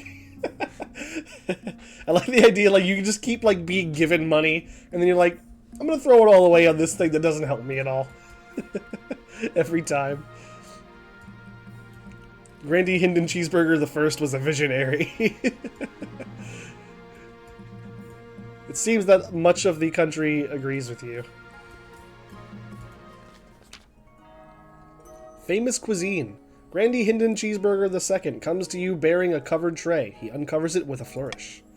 One of the chefs at our new prisons, it's always about the prisons with you, started serving this delicious cheese to the inmates, but it went down so well that now peasants are flocking to it, flocking from all over to buy it. Your Holiness, would you care to try some? Alright, just a little. The cheese is pungent, crumbly, and so strong that it makes your eyes water. He watches you expectantly. Delicious!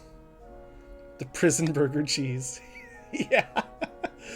We are blessed. I'm delighted you enjoy it. Trays of cheese are carted out and served to the assembled nobles. Many are enthusiastic, but Lord Patrician Gafoob II shakes his head in disgust. Dreadful, how can you bring this to us? It tastes like ancient mortar.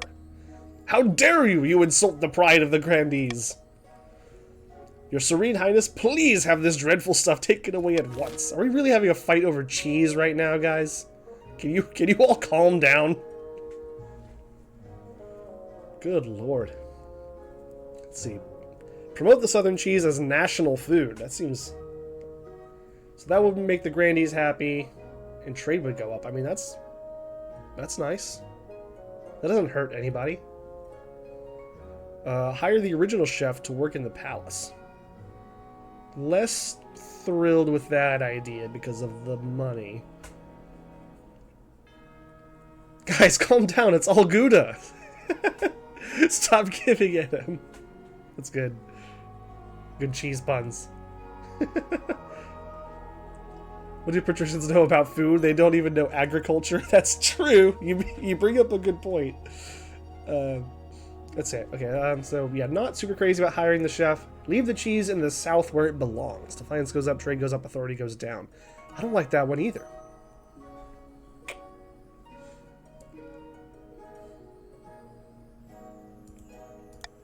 I'm going to veto...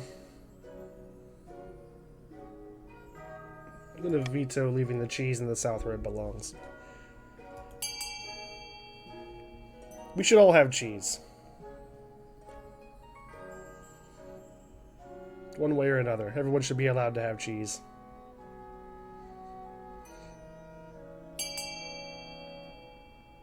Oh, is that everyone? I think that is everyone. Okay. Close race. Not exactly what I wanted to do, but it'll be fine. The nervous chef makes his way from the prison to become an official member of the palace staff. Yay, now everybody gets to eat prison cheese. You throw banquet after banquet, and nobles hurry to attend. You're served cheese at breakfast, lunch, afternoon, dinner, supper, and even the occasional midnight snack. That's too much cheese. The southern prison becomes a culinary landmark, with chefs and critics making pilgrimages to visit. Interesting. Good luck living in hell. Thanks, I'll need it. Your wife isn't impressed about eating cheese morning and night. You can have other stuff then. But never mind that. More. You can eat other things too. It doesn't have to be all cheese all the time. This prison is a national landmark. I hate to say it, but it is now. I can't believe it's gotten to this point, but you're right. Constant constipation. I know, yeah. Surely people see the problem with eating this much cheese all the time, right? The issue should become almost immediately evident.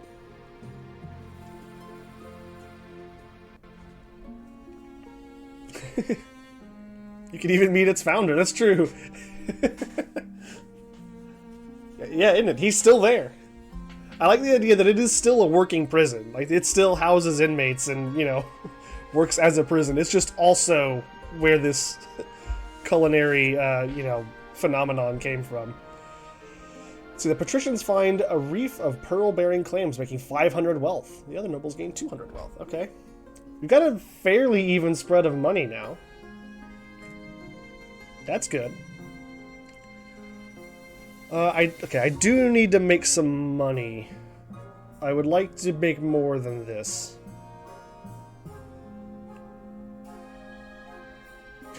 Grandees, I'm gonna need you to pay me more money. You keep building prisons, and if you're gonna keep doing that, I'm gonna need a cut of the prison money. Now for...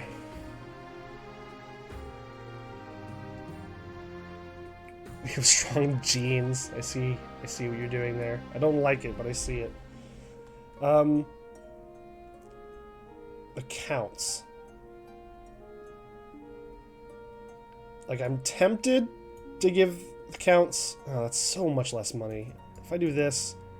God, that's brutal. I barely gain anything. If I give anyone a tax cut, it hurts me so bad. You'll take a bribe? I'm sure you will. I don't know if I'm debating whether or not to charge you guys more. That's what the decision that I'm trying to make right now is.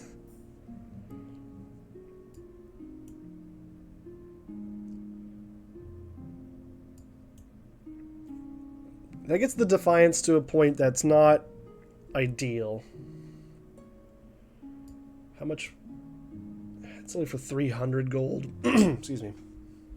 Throw all my money away in whatever auction you want if you bribe me. You also have the least amount of money out of everybody. Like, I would need that guarantee from Caesar for that to mean anything to me.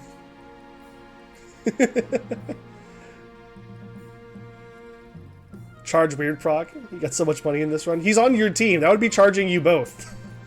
That would be charging both of you more. You realize you're on the same team, right?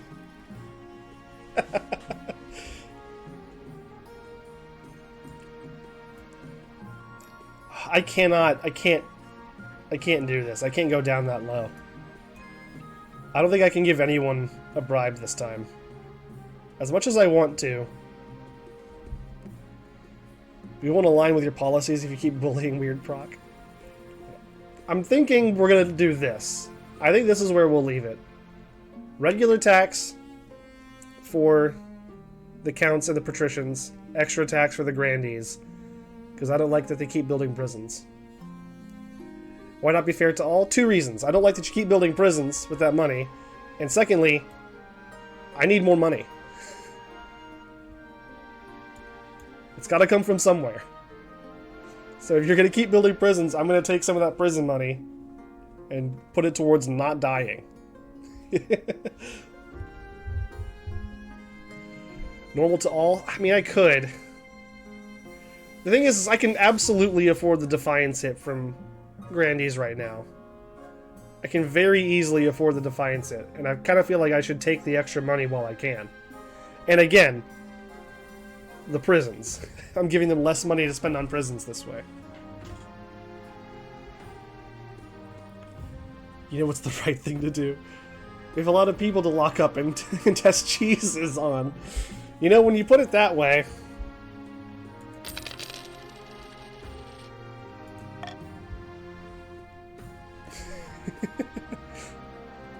Well, all in the coast this time. A Kraken? An invitation. Eerie feeling. I want to know what's going on with this Kraken.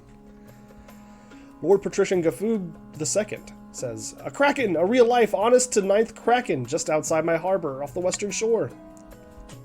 We should send our navy to subdue the beast at once, says Noble Patrician Caesar. King's Havoc, no. I'll be fine. A Kraken has every advantage in a sea battle, Your Majesty. Perhaps a lighter touch is preferable? It said Kraken can be appeased by an offering of living creatures. Heretical nonsense! You cannot be considering this, Your Majesty. I don't know. I don't know what I'm considering here, to be honest. Let's see here. Sending the patricians and navy. I mean, none of these have a great chance of succeeding.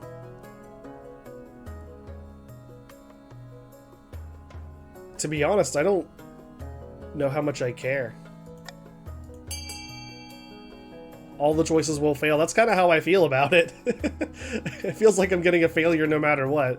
And I don't know what the consequences of any of them will be, so let's just see what happens, I guess.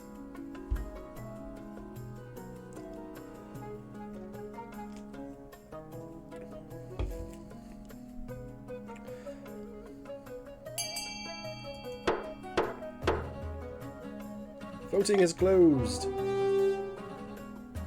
Appease the Kraken with a sacrifice. Oh no, it failed. But hey, stability went up. Works for me. We did the call to unity. We sure did. We sure did, Gorg. Dozens of emaciated goats and cows are rounded up and carted off to the coast, where they're dumped unceremoniously into the water near Lord Patrician Gafoob II's estate. Oh god. Unfortunately, the strange ritual does nothing to appease the monster and only angers the church. Oh no! No!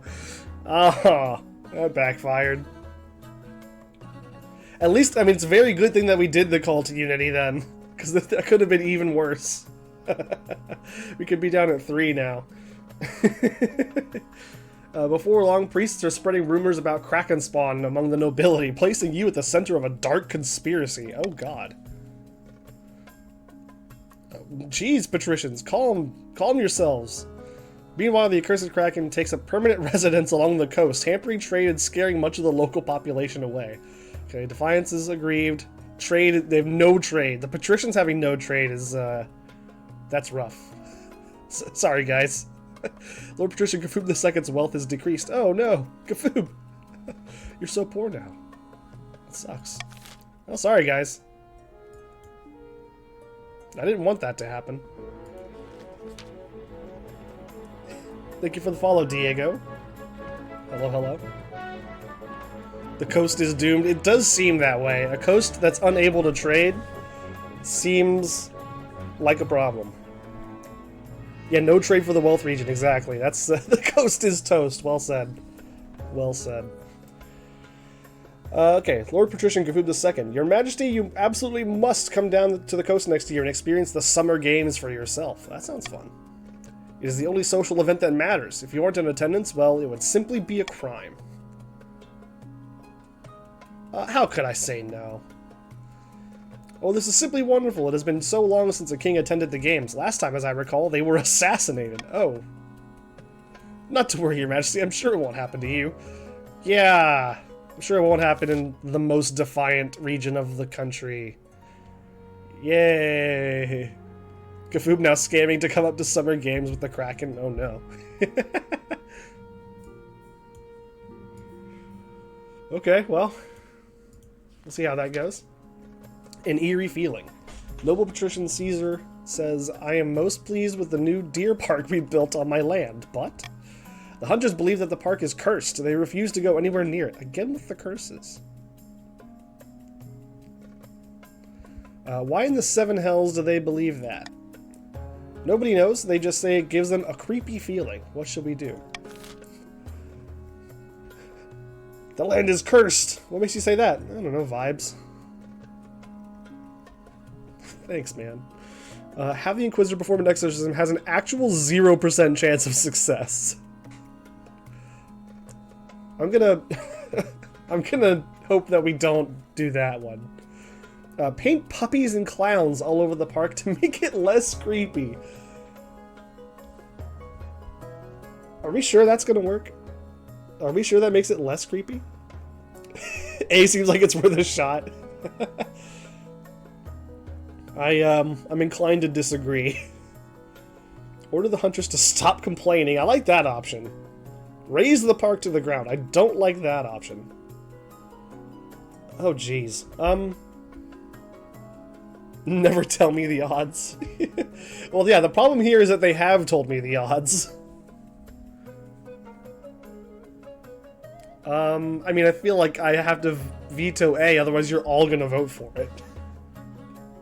0% of the time, it works all the time. Somehow increases plot for the painting one. Right? Like, how does that increase farming if we paint puppies and clowns all over it? I'm not sure how that's supposed to work.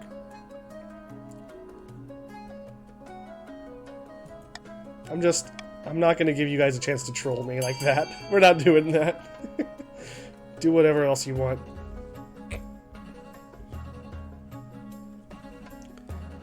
The hunters like the area more and can hunt more deer.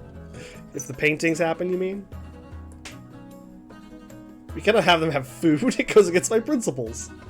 This is some pretty messed up principles, man.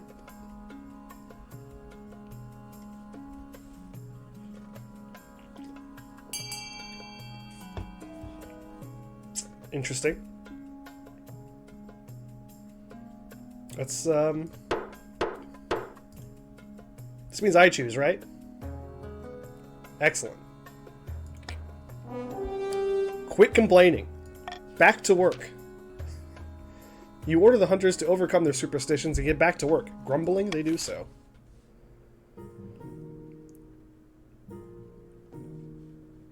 Oh, welcome in, Diego. Where are you? Oh, a count. Excellent. Excellent. I can always use more counts. To catch you up a little bit, the counts and I are in cahoots. We have the same goal.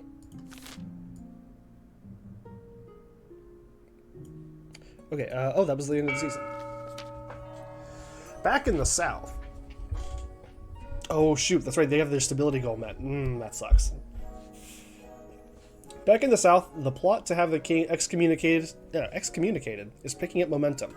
Two grandees stand on a balcony overlooking the city of Calaville. Grandee Hinden Cheeseburger II says, "The city may look peaceful, but underneath it's nothing but discontent. All across the kingdom, peasants are sharpening their cutlery and barricading their shacks. They know a storm is coming, and who better to blame but the king himself," agrees Grandee Gorg. Meanwhile, back at the ranch. Exactly, the commoners are afraid, and it's time for them to find their faith. For the next stage of their scheme, the grandees must raise all regions' faith to a combined total of at least 10 in 4 seasons. Oh, that's not good. That is not good for me. We're definitely not vampires. Oh, you love the counts. Excellent. Good. This worked out for everybody then. So we got reverse voting, which is fun. Stop the count is a problem, I believe we've found for doing this on stream. Because of the delays and such. Swing vote could be fun. I like taking reverse voting just because of the confusion that it can cause. Sometimes it hurts me, but it's also just entertaining. But I feel like I do have a good selection here. I think I'm just going to roll with what I have, to be honest. I think that gives me the best chance. Okay, well, let's see what happens.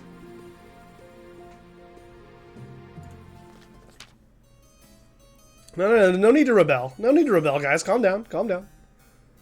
Count Diego, behold your majesty. Count Diego pulls aside a tarpaulin to reveal a granite statue of Countess TL73. The statue is impeccably detailed, its expression a frozen grimace. Rebel with no trade, army, or food? Exactly. What are you going to rebel with? Leaving in 15 minutes or so? Okay, well, thanks for playing either way, Weird Proc. It's always good to have you around. A sad sight, is it not? A gift? The sculptor is most talented. No, your highness, this is no statue. It seems the stone maiden is abroad in the east. What? She's a walking statue with burning yellow eyes. All who meet her gaze are turned to stone. She sleeps for years at a time before waking and terrorizing the kingdom. Oh, this is bad. Wish you could say, but you have plans. I'll totally get it. That's absolutely fair. Who even uses the word tarpaulin? I know, it took me a second to realize what that word was. She must have ambushed Countess TL73 on her latest walk in the cemetery. Please, your highness, we must do something. Oh no! TL has died! This is so sad. Oh god, what are we gonna do? I don't want to hire a wizard. That I very much do not want to do. Send an army. Oh god. This is gonna be bad. I think the kingdom is starting to fall apart here, guys. Gonna be honest with you. Things are not looking good. Let's hire a wizard? Absolutely not. Absolutely not.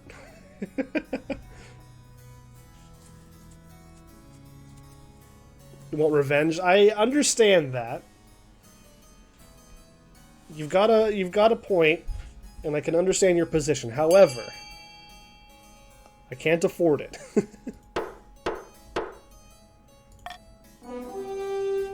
Okay, well, consult the fairy tales. Consult the ancient tomes. You send for an expert folklorist from Quail University. According to legend, the Stone Maiden mourns her long-lost love, the third god. Perhaps she seeks revenge on the ninth god who drowned her love? Well, that's no good. It's an interesting theory, but it's hardly helpful. Unfortunately, your council draws a blank on the best course of action. You can only watch helplessly at what comes next. Oh no. Oh no! The Stone Maiden, enraged, stalks the east for weeks on end, turning thousands of peasants into twisted granite figurines. Oh no!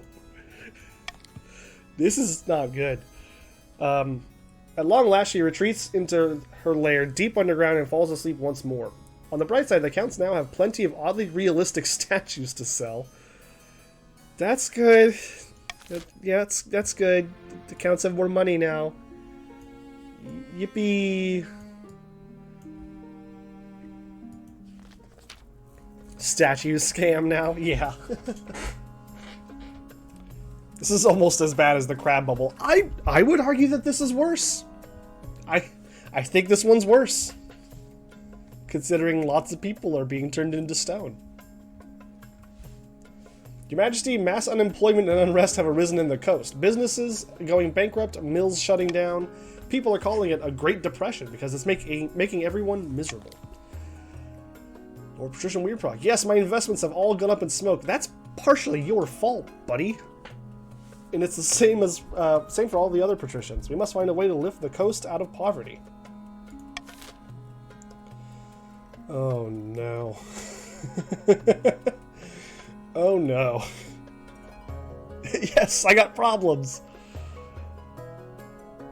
We had a crab scam, a human statue scam, and just some good, honest southern cheesemakers. Right. This is how the East dies, with the rebellion and... yeah. Rebellion indoors. Okay. What can I do here? Bailing out would be bad. Everything else is also bad.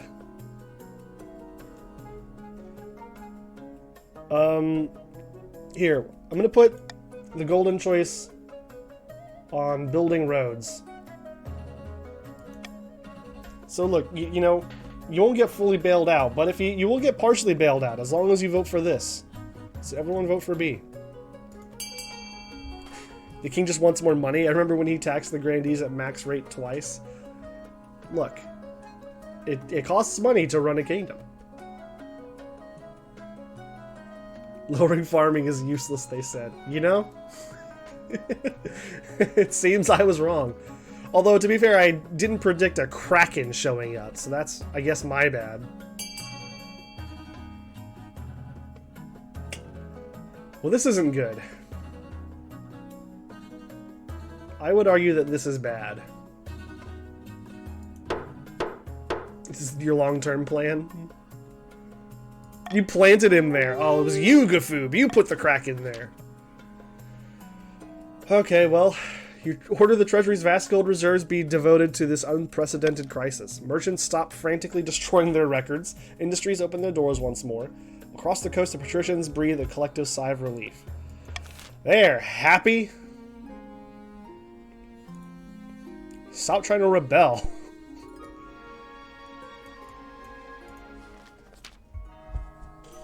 A tasty innovation. Grandee Gorg Stream says, I don't mean to exaggerate, Your Holiness, but I believe I have pioneered the most incredible invention in the history of mankind.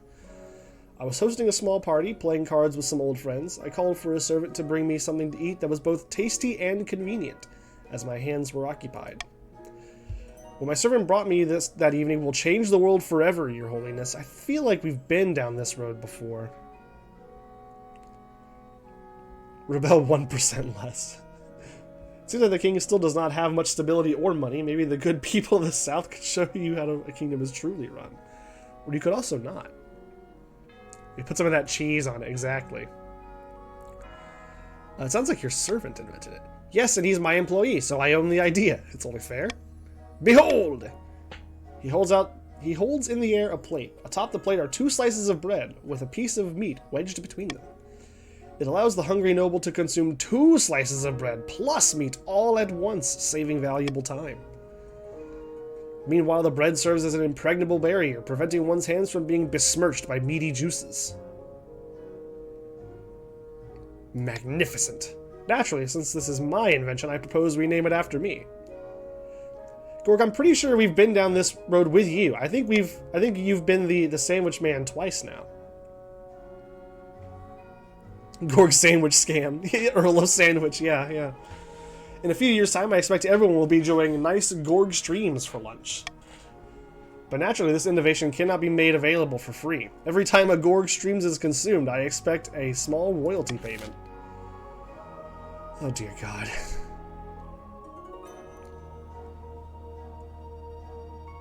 I don't care. Whatever. You guys have fun. Average coast event is misery and murder. Average southern event is yummy food. It's true. Well, and, you know, with a side of imprisonment. Yeah, you've invented sandwiches in this world twice.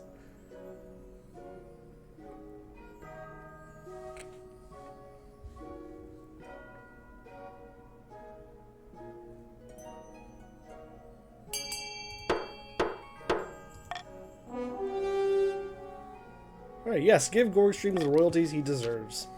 Thank you, Your Majesty. It's the least I deserve. Now to work on my next invention, edible playing cards. Ooh. From that point forward, everyone is forced to pay a small fee to Gorg whenever they eat anything between 2 slices of bread. Other grandees are granted an exemption from paying this toll, but counts and patricians are forced to cough up. That's not great. Consequently, despite the deliciousness and convenience of eating Gorg Streams, it never really catches on. Bakeries go bust across the south. Everyone loses. More prisons? Yeah, I figured you'd probably use it on prisons. Well, you don't even need to lower stability anymore. You're really focused on building up faith now, or just maintaining the faith that's already here. Plots and counterplots. Deep in the backrooms of the royal palace, the eastern counts are poring over secret letters and scribbled diagrams.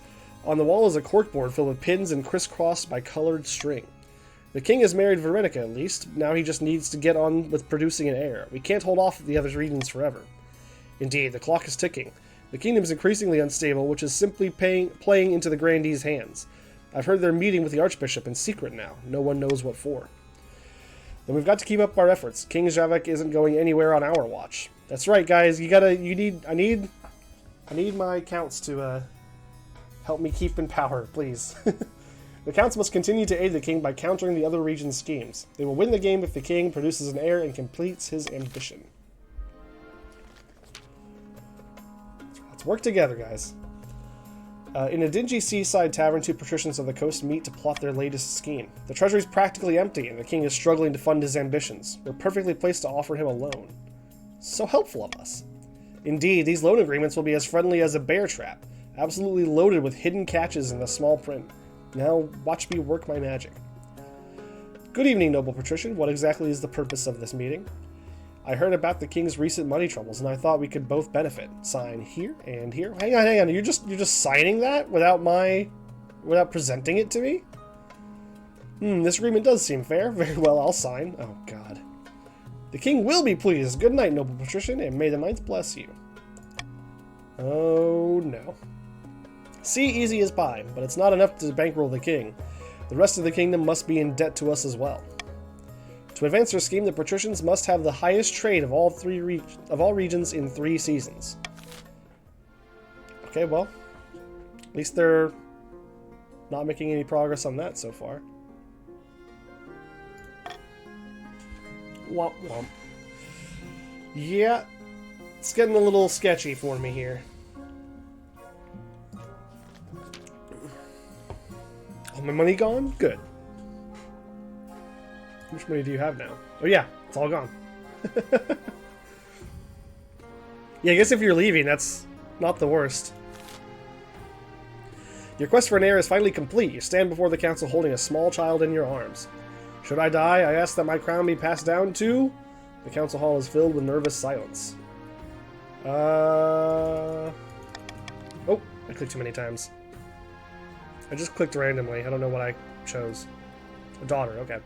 Your Highness, may I be the first to congratulate you on the birth of your daughter. What is her name? There's only one choice, huh? Okay. Javik the second. Sure. Alright, see you later, Weird Proc. Thanks for playing. Catch you later. Most pleasing, Your Majesty. I'm sure little Javik the second will grow up to be the chip off the old block. Congratulations on finding an heir. Now you just need to fulfill your ambition to win the game. Expect a visit from the Spy Master soon. Yeah, I have a feeling the ambition's going to be tough. What was it that I needed to get stability up to? Is there a way for me to check that? Guess not. Okay. Ooh, the Summer Games. The Summer Games have begun. Your royal yacht glides into port at Thalassus. I don't think I should be taking a ship anywhere near the coast right now. Anxious servants lay out the red carpet while shooing away seagulls. Ho there, Your Esteemed Highness, says Lord Patrician Gafoob II. Beautiful day, isn't it? Come with me, your carriage to the Grand Arena is waiting. Let's go. There must be thousands of people in the arena, peasants and patricians alike, but you have the best view in the house. As you step out and wave, the crowd chants your name. We have two different events that we could show you today, Your Esteemed Highness. Which would you prefer to witness, a gladiator fight or a monster battle? Yeah, tell me more about the gladiator fight. I hope they have Lucio Ball. Two of the most fearsome fighters from across Celeste Ath will clash for the title of Golden Champion. No rules, no limits, cheating encouraged. I guess it's not really cheating if there's no rules. Blood and heartbreak guaranteed. That sounds bad. Tell me more about the monster battle. We've sailed the furthest oceans and delved the deepest jungles to bring back exotic beasts for our gladiators to fight. One human fighter's mettle will be tested against a creature from your nightmares. Kraken fight? Yeah, I guess I'm leaning towards monster. That way, you know, at max, one person dies.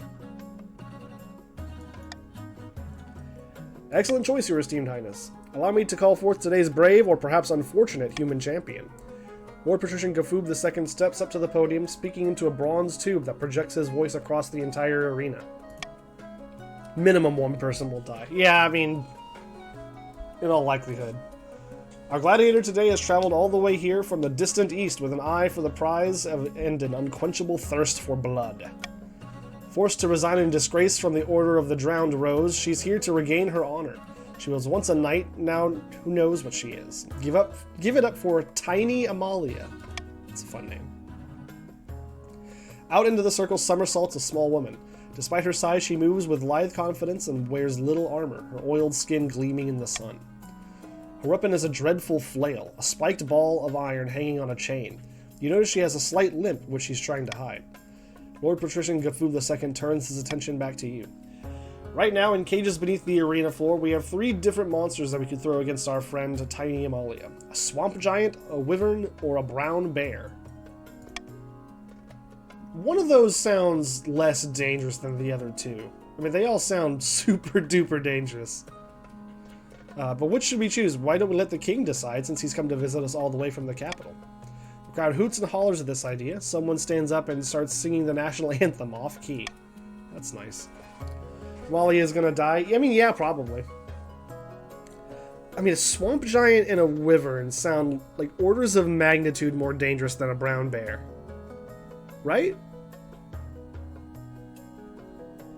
I mean, that just kind of makes sense to me. I feel like to give her the best chance of surviving, we gotta give her the bear, right? David versus Goliath, do the giant? That's a good point. That is a good point.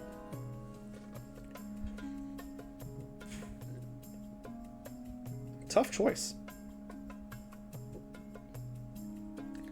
Anyone else have thoughts? Women always choose the bear as well. There's that to consider. Bear will destroy you, the giant, however. Can't blame them. Yeah, I mean, you know. Could outsmart it. Could outsmart the giant. I mean, why couldn't she outsmart the bear? Are bears that much smarter than giants? Wyvern seems reasonable. That seems like the least reasonable to me. She just tells her name is nobody. Ah, okay, okay. Bear too fast, giant can be tripped over. Tripped? I don't know if you're tripping a giant. She's only got a flail.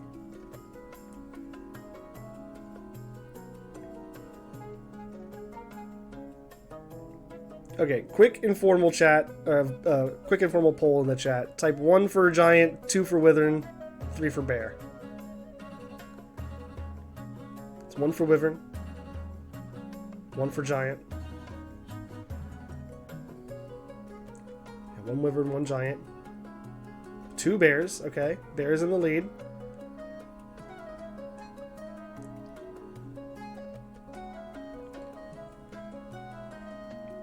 Ooh, okay, so if I'm reading this correctly, I think we've got more votes for giant.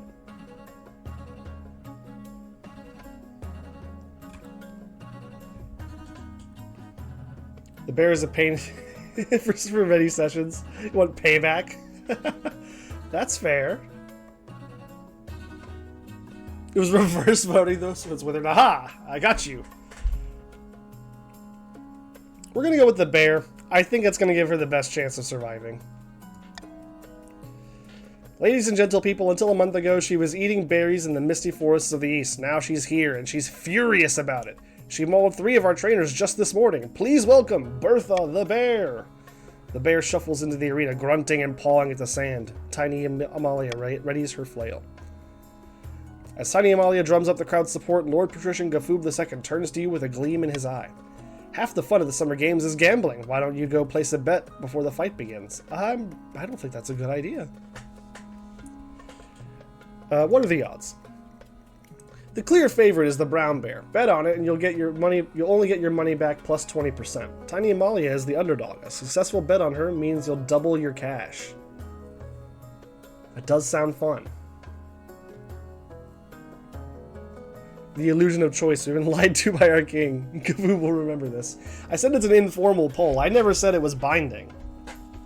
I never said I would have to do whatever the result was.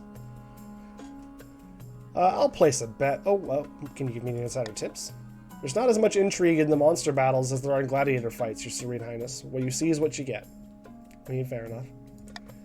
We'll place a bet. The bookies look distinctly nervous that the king himself is placing a bet, but they're also salivating at the sight of your gold. We're gonna all in. There's the entire treasury. I bet all of this kingdom's wealth. 2,000 seems appropriate.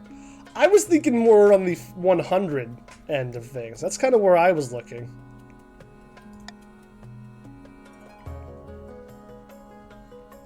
And who will you place your 100 gold bet on? I'm going to put it on Amalia.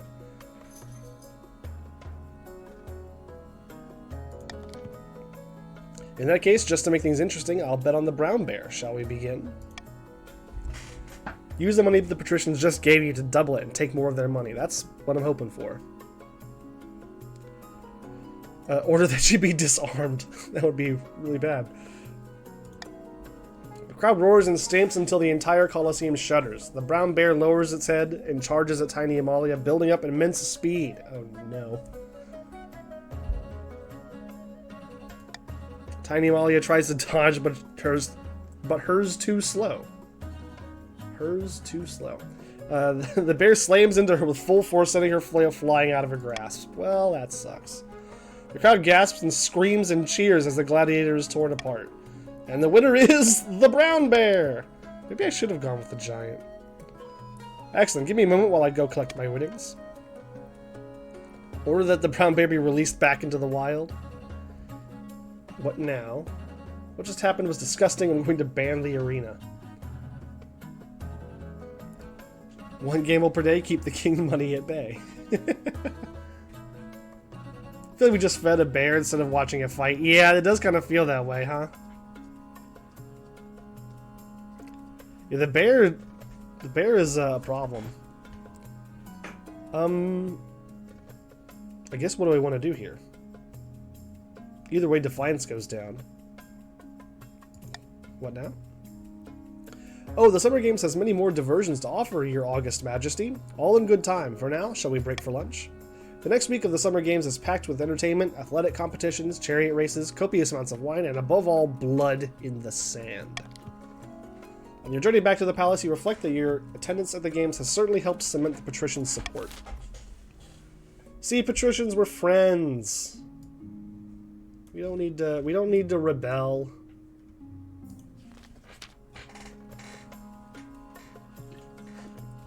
For the last few months, Your Serene Highness, hunters have been going missing from your new deer park. Hey, you're the ones that have built it. Don't look at me. We don't know if they're just deserting because of the creepy atmosphere or if something more sinister is afoot. Probably something sinister, let's be honest. Yeah, we've had some pretty rotten luck. Tell them to get over it again. Put 0 gold into the camp. Well, maybe you should have, you know, planned that out with your fellow patricians a little bit better. A witch has turned up at the site claiming she can help us solve the mystery, but she'll only talk to you directly. She's insistent. Of course, the church will be furious if we seek help from a witch. They'll want to send the inquisitors after her.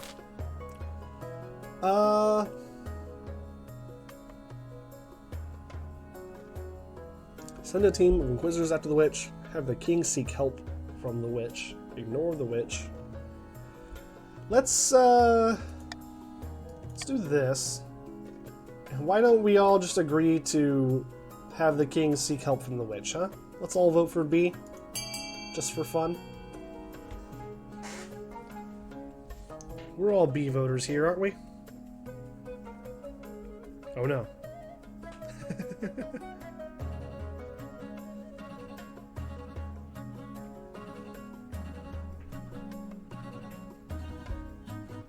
Patricians, why are you voting C? Do you want the Grandies to win?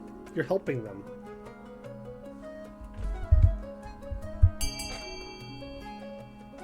Counts. Where are my counts at? Help me. I guess it doesn't actually matter. The South will rise. Careful there, buddy. Let's slow down there.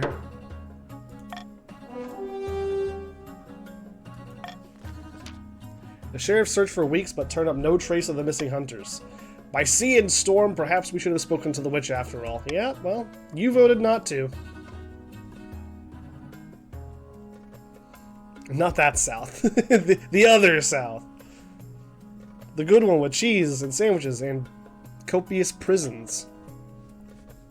But by now, she's nowhere to be found. Over the next few months, more people go missing, and the common folk spread all sorts of rumors about demons and ghosts in the area. And lots of religion in prisons. Yeah, sounds great.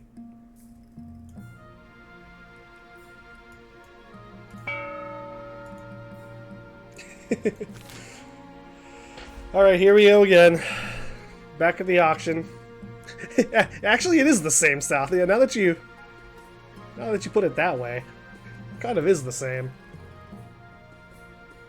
Are you serious? There's no way to raise stability here?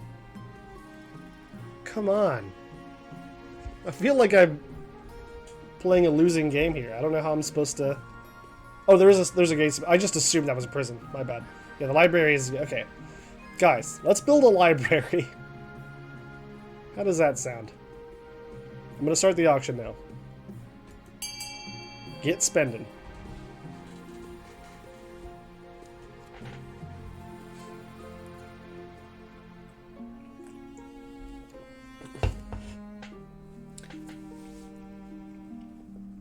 Gord, you seem to have hit the wrong key there. I think you meant to push D. Thanks for that funding on the library. Cheeseburger, that's very helpful. I appreciate that.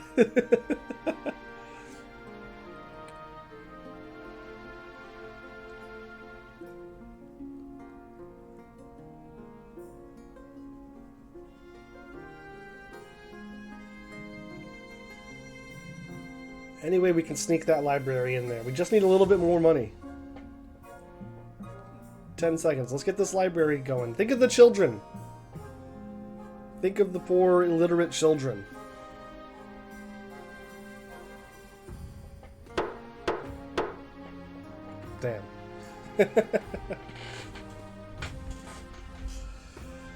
Okay, well, this is bad. I have a feeling my reign will not be lasting much longer.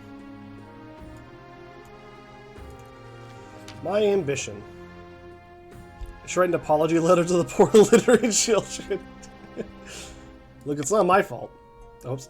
But so far you've not convinced anyone. The kingdom is still on the brink of chaos, Your Majesty. Yeah, I know.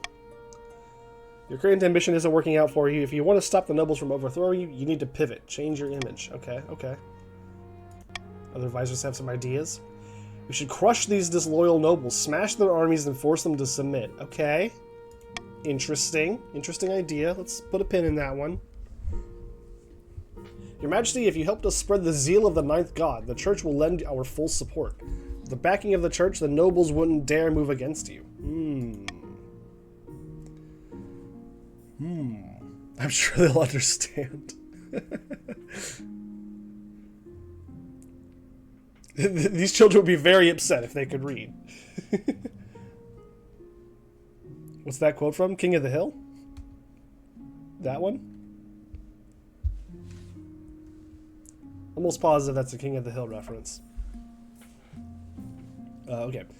Here's another idea. Declare war on the Ashmedian Empire. The nobles will forget their schemes if you win. I've seen this strategy somewhere before. I can't think of where, but this sounds awfully familiar. It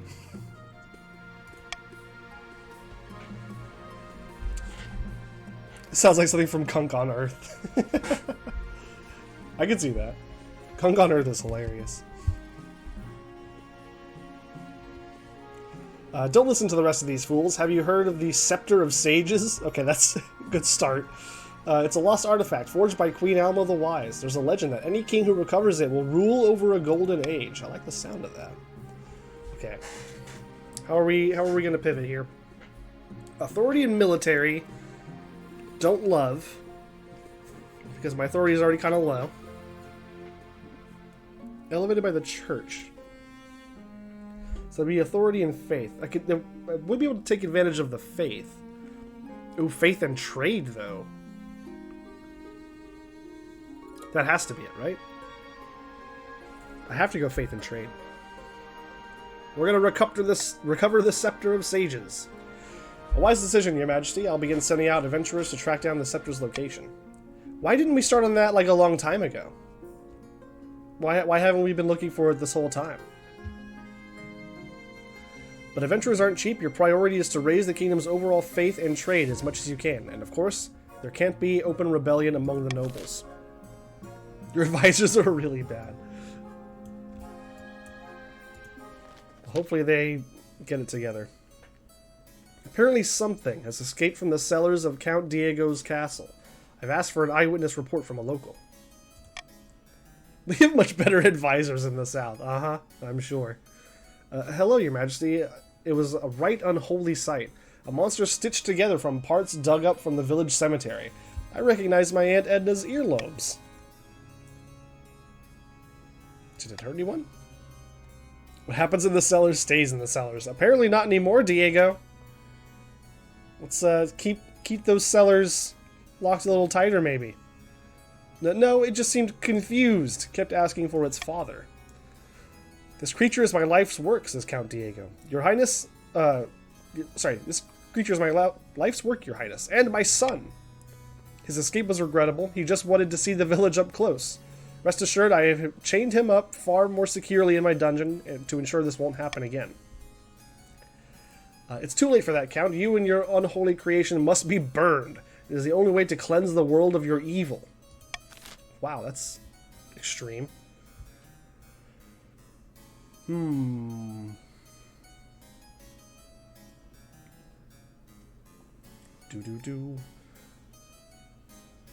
Let's see. I mean, we obviously do want faith to increase.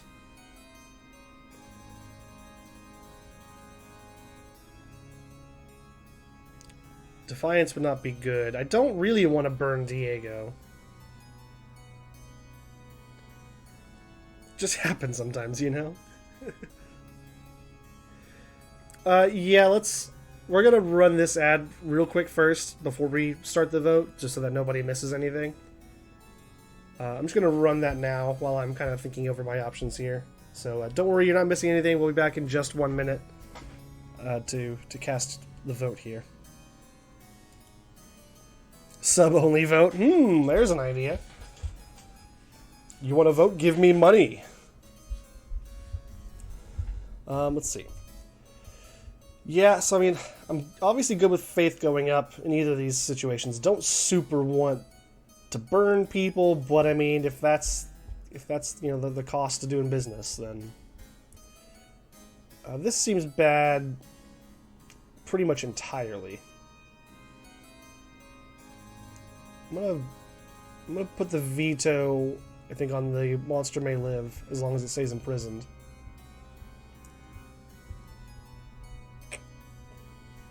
Free the monster? I'd really rather not.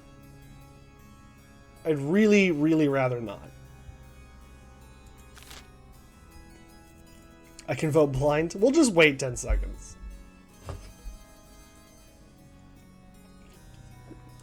We can just wait.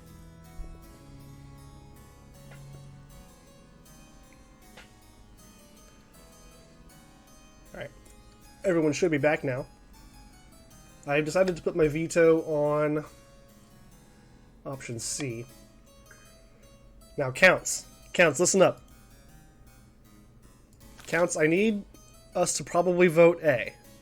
That's probably our best option. Sorry, Diego, but I gotta do what I gotta do. For the good of the land.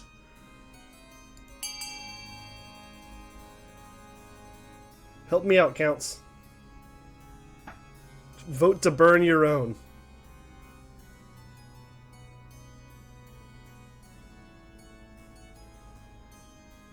Okay, I guess, Diego, I can see why you would vote for D. I suppose that does make sense.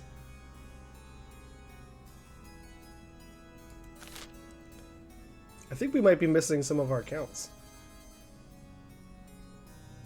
I suppose it doesn't matter at this point. Yeah, voting to burn yourself, like, I can understand that. And then also voting to burn your monster son also, like, I can see not wanting to do that. So, like, I understand why you voted that way. It's just unfortunate that we couldn't get this faith going. You like a 50-50? Well, I guess we'll see what happens. Free the monster! So now I'm the asshole. I didn't say that. I didn't say that. I didn't say that. No, Your Majesty, the boy's not ready for freedom. This will end in disaster. Yeah, you're probably right. The council would free this unholy monstrosity and allow its twisted creator to go unpunished? What kind of message does this send? You're all mad. You'll see. Doom will come to the east. Doom! Unfortunately, the High Inquisitor's words proved prophetic. Oh, jeez. Now the east is starving. Oh, great. See, this is what happens when you don't burn people. All of the farming goes away. The kingdom falls apart. The abomination snaps after relentless bullying from the suspicious villagers. It goes on a spree across the east, torching the fields and murdering peasants. It's finally brought to justice by an angry mob. The common folk mock you for allowing your soft heart to blind you to common sense. It wasn't my decision. I'm not the one who made that choice. Oh, this'll be good. A plague of rats. Yippee. At least the baby is safe. Or not. Yeah, nope. Nope, definitely not safe. Everyone loses in this one. Why would I do that? Yeah. You got me. That's totally my fault, guys. Grandy Hinden Cheeseburger II strides into the council chambers distraught, waving a dead rat by its tail. The fields and barns of the south are overrun by vermin. We have no more poison for these horrible things. We can't cope anymore. Yeah, I mean, that seems bad. We're the only ones with food. Of course we have rats. Yeah, right? Now it's your turn to starve. Imprison the rats. That is the classic southern answer, isn't it? Just throw them in prison. Take the rat and go. The South can handle this alone. That seems harsh. Deliver a supply of rat poison. Oh, that stability's not great. Send them a shipment of cats. That's a fun idea. Hire some adventurers to clear out the rodents. Okay.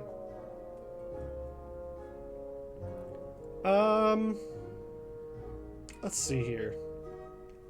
That's where we make the cheese. I thought you made the cheese in the prisons. Oh, yeah, right. Of course. I see what you're saying. Yeah. I got you. Let's see. What do I want to do here?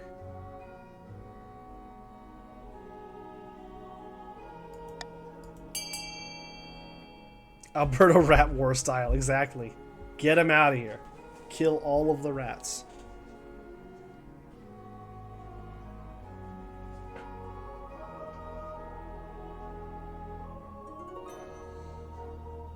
Got an interesting vote here.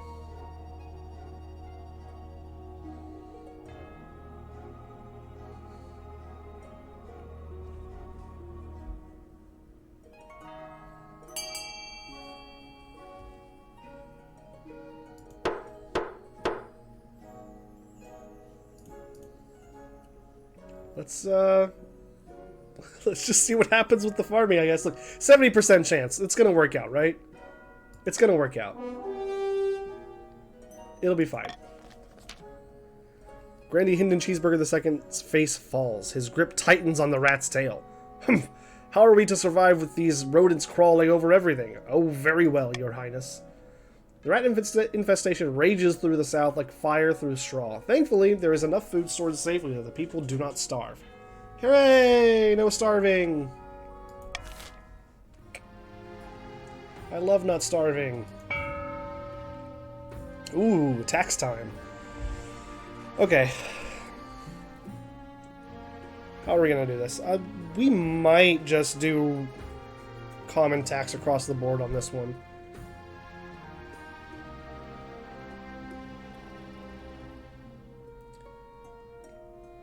Seems we don't even need the king anymore.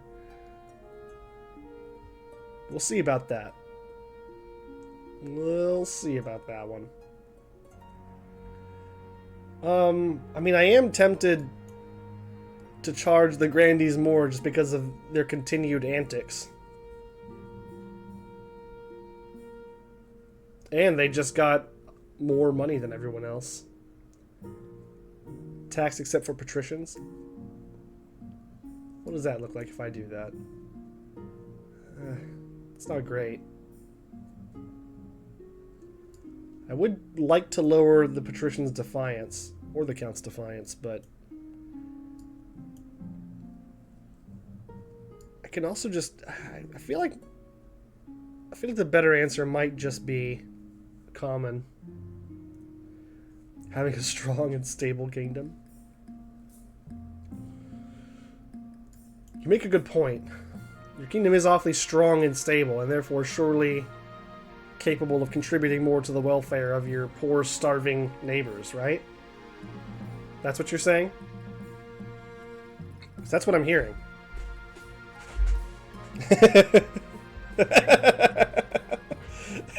Wait, no!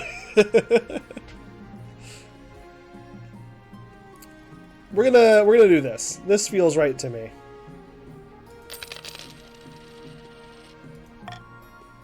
They should lift themselves up from their bootstraps and eat that kraken. Okay, have I found my scepter? Your Majesty, I have most exciting news. Our hired adventurers have discovered an ancient manuscript hidden deep beneath the mountains. It speaks of the Scepter of Sages and is written by Queen Alma herself.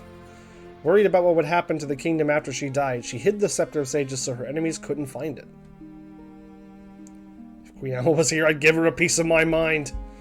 So where is it? It's in a warren of caves within the Black-Wheeled Forest, Your Majesty. Near to the capital, it's been under our noses this whole time. I've taken the liberty of sending out more adventurers. They'll clear the area and get inside. Yeah, excellent. Good work. Keep it up. As soon as the adventurers return, the treasurer comes to tell you the news. Have they found anything? Most delightful news, Your Majesty. The adventurers have found a golden door beneath the forest which matches the description in Queen Alma's manuscript. break the hinges and sell it! Wonderful. The scepter should be hidden within. But the scepter of sages can be found only by a monarch who is strong of purpose and true of heart. That's me! Yes, indeed, your majesty. I'm sure I agree. But unfortunately, it's not me who decides. Queen Alma wrote a ritual for the monarch to prove themselves worthy of the scepter. If we go to the cave, I can read out the relevant passages while you set it all up. You make the arrangements, bringing a procession of horses, food, drinks, adventurer guides, and a little traveling desk for the treasurer of the to the Black-Wheeled Forest. Your wife has remained at home in the palace, declaring that she would rather be alone than spend time out with you. Well, you know. The adventurers lead you to inside the cave, holding flaming torches to light your way. Soon the tunnel grows horribly cramped, and you bend double to squeeze through. You walk for what feels like hours. Just as you might have lost hope, you reach a golden door, exactly as the adventurers described. It will only open for the faithful. Close your eyes, your majesty. Concentrate. Oh no. Your focus scatters and you open your eyes. Don't worry, your majesty, maybe if we go back to the palace and pray for guidance. You return to the surface far more quickly than you descended, blinking away tears in the sudden sunlight. To improve your chances of victory, focus on increasing the kingdom's fate as much as possible in the next 2 seasons. The challenge will increase in difficulty with each failed attempt, or decrease in difficulty, thank God. Man, that was close. I didn't even think it was close. That would have been great if we had pulled that off. Alright, well, what's next? A bright idea. Since the wedding, you've witnessed your queen consort fail miserably at a series of hobbies. Swimming ended with near drowning. Knitting ended with you being gifted a 12-sleeved shirt. That's impressive, honestly. Beekeeping ended with half the palace watch in hospital. Despite all this, Veronica never gives up. I can respect that. I've had another idea. I hope you don't mind hearing me out. I can't wait to hear it. I wonder if one of the faithful from South would be able to open it. I don't think so, because none of them are monarchs. It's more impressive that she made it with 12 sleeves, I agree. I was looking through the law books, and I found a long-forgotten decree saying that the king can appoint their queen consort as a regional governor. Okay. This appointment only lasts half a year, but during that time I have total executive power over an entire region. Interesting. The idea makes me nervous, but imagine the good I could do. What region are you thinking of? Not the East, obviously. The counts know me too well. I don't think they'd listen to a word I say. But anywhere else would work. Interesting. Interesting. I think I know where to send her. I think I know exactly where I want her to go. I knew you wouldn't let me down. Now, according to the law books, the council must be allowed to vote on which region I'll be governing. Oh no. Well, that's not what I wanted. I mean, either of these are fine. Goth girl failure isn't needed, thank you. Well, too bad. I guess I can just straight up choose which one I want. Have fun!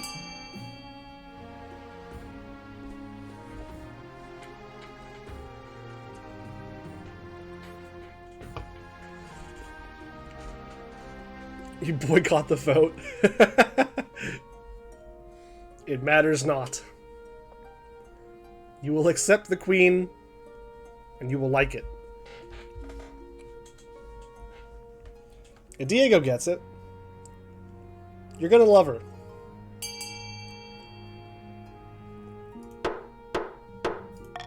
I don't need anyone to vote.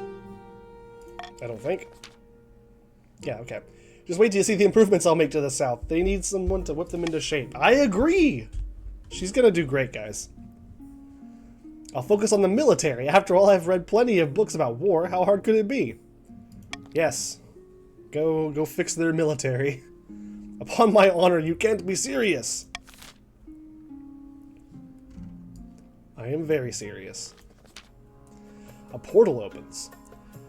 Noble Patrician Caesar says, Your Serene Highness, a portal is opened on the site of your deer park. My scouts report that a battalion of strange blue men in glass armor have marched out of it and set up camp. What should we do? Yeah, that sounds kind of bad. It's the only thing we aren't the best at. Actually, yeah, you're right.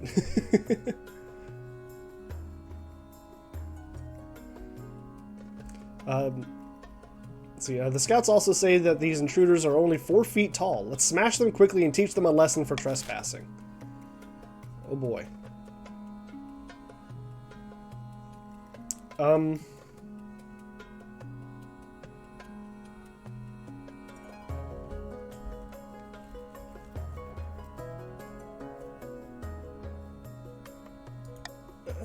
Let's put this here and just hope. As long as she doesn't mess with our religion or cheese production, we're happy. See? It's gonna be fine.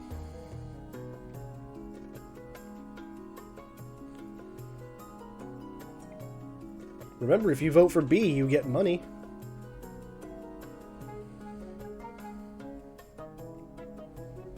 Well, if you vote for B and B wins, then you get money.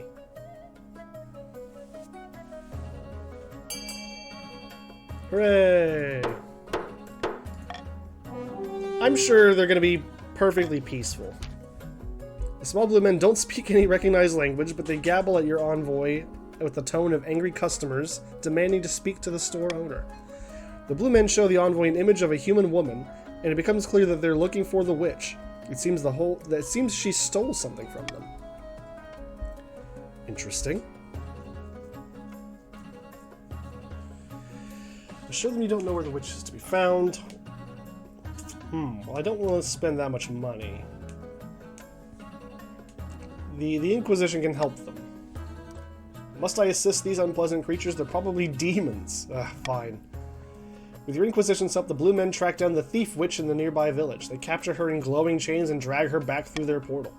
As the portal snaps shut, the witch screams a curse on you and your entire kingdom. Nothing to worry about, your High Inquisitor assures you. Yeah, it's probably fine.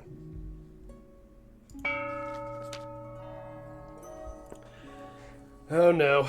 Alright, deep in the south, a group of grandees watch silently as a blindfolded Grandee Hinden Cheeseburger II tries to stab a portrait of King Zavik with a wooden stake.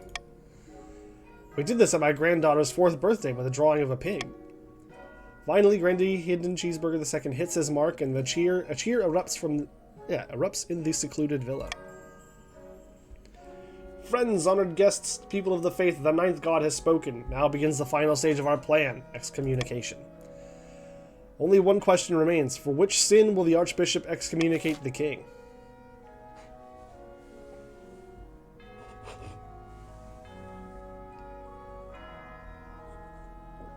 What's it gonna be, Grandees? What's my crime?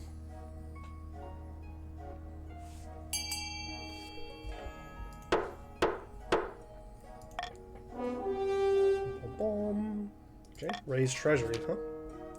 It shall be done. We must now ensure that the king is seen as a greedy pig. For the final stage of our scheme, we must raise the treasury to at least 4,000. Okay, gotta start spending some money. At the villa, sitting on a bench outside a sun-bleached villa, 2 patricians of the coast meet to plot their latest scheme. Our profits are down. Our companies are being outcompeted by the damn Grandees of all people. How could this happen? The patrician's aim is to have the highest trade. Okay, laws, let's see. Yeah, stop the count is a bit of a problem. Monarch can mark their preferred voting option. If chosen, they gain 1 authority. It could be good to swap that for the stability one. I think I'll do that.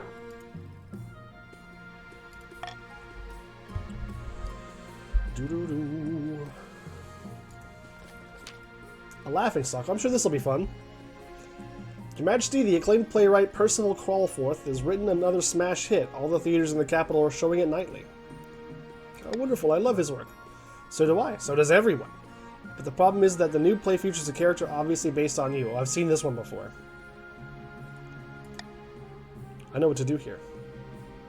We should, like, tax the rich and stuff. Now, there's an idea.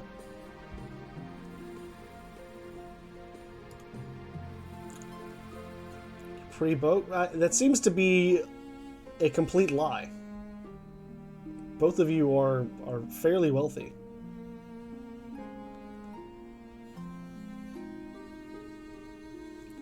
Caesar, I can see that that's not true. I can plainly see that you're lying. I mean, you're not that far off, but on the overlay. Oh, is there a miscommunication between the overlay and the game? Okay, weird. I wonder why that is. Weird. There's a disconnect here. You misunderstand me, Your Highness. The character is played by a professional clown named Biffo. At one point, a bucket of custard is upended over his head as he sits on the throne. Your Highness, peasants and nobles alike are watching this play. The theaters are packed. You must put a stop to it. You simply cannot be known as King Biffo. I think I'll attend the play myself. A shocked silence falls in the theater as heralds announce your arrival. You wave from the royal box as the actors stare up at you, clearly horrified. The show must go on. The play begins. Soon enough, the Clown King arrives on stage, comedically tripping on his own robes. They somehow found an actor who looks just like you. Endless humiliations are heaped on this honking, squeaking parody. Finally, the play concludes with the custard-drenched king handing his crown to the deserving hero. All eyes turn to you. How do you react? Climb onto the stage. It's your brother! Wow, wouldn't that be a twist? The actors shrink away from you. The audience are deadly silent. Everyone's terrified what you'll do next. Congratulate the actors on the hilarious play. The audience breaks out into relieved cheers. The actors bow before you, weeping from gratitude. Arrest them. We have some nice jails they could go in. What a surprise. After that, the whole capital can talk about nothing but your good humor and mercy. See, I'm a nice king. Let's look at the food riots. That sounds like fun. Count Diego says, Your Grace, the famine in the east grows worse by the day. Riots are breaking out in all major townships, from Rudgrad to Byakazov. Whatever. Give it my best shot. Starving mobs are pillaging bakeries, granaries, and merchant houses. What are we to do? Yeah, the east is having some trouble. Things are not looking so great in the east. Okay, we don't really want to control the riots like that if we can help it. We can import food. I don't hate that idea.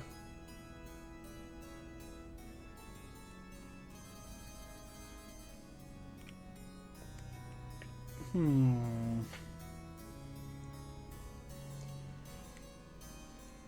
the count should buy up surplus from the grandees. I guess I don't know if I really have a strong opinion against any of these.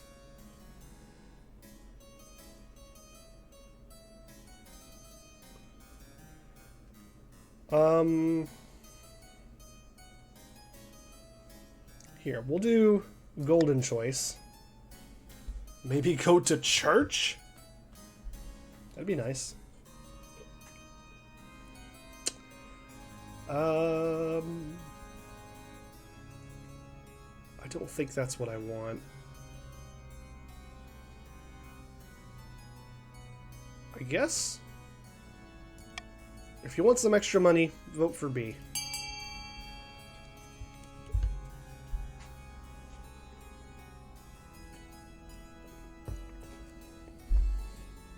I don't think I super care about the outcome on this one.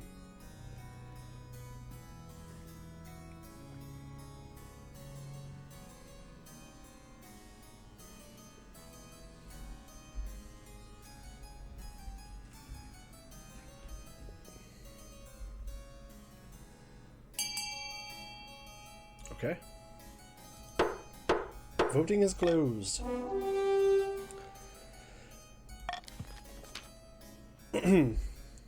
How dare you take our goods from us without compensation? We had a very valuable trade deal in place. We plan to sell that grain to Saul for a steep profit. Now that's fallen through and I've already paid for the cargo space. Unlucky.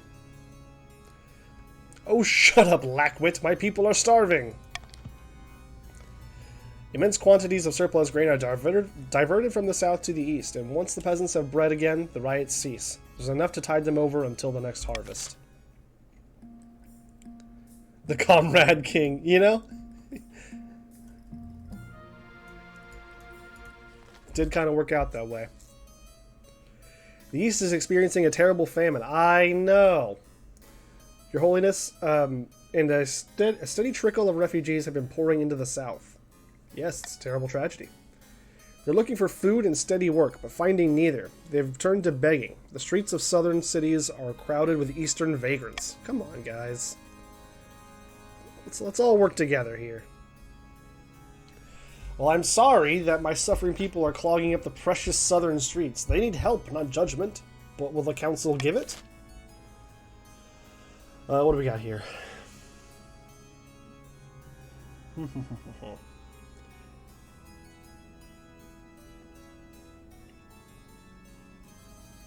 The defiance in the south is a problem.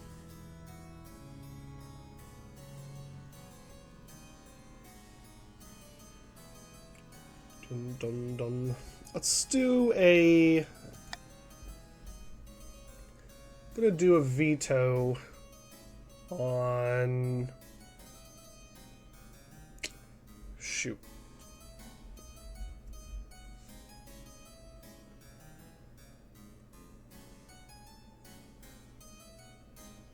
If I do this, the defiance is gonna go up, I assume, in the east. Which is okay. If I do this, distribute Raymond stronger presence in the east. I think that's what I want. I'm gonna veto that, and we'll see what happens. build a big, beautiful barrier. The counts will pay for it. Let's leave it to the king. What's the worst that could happen?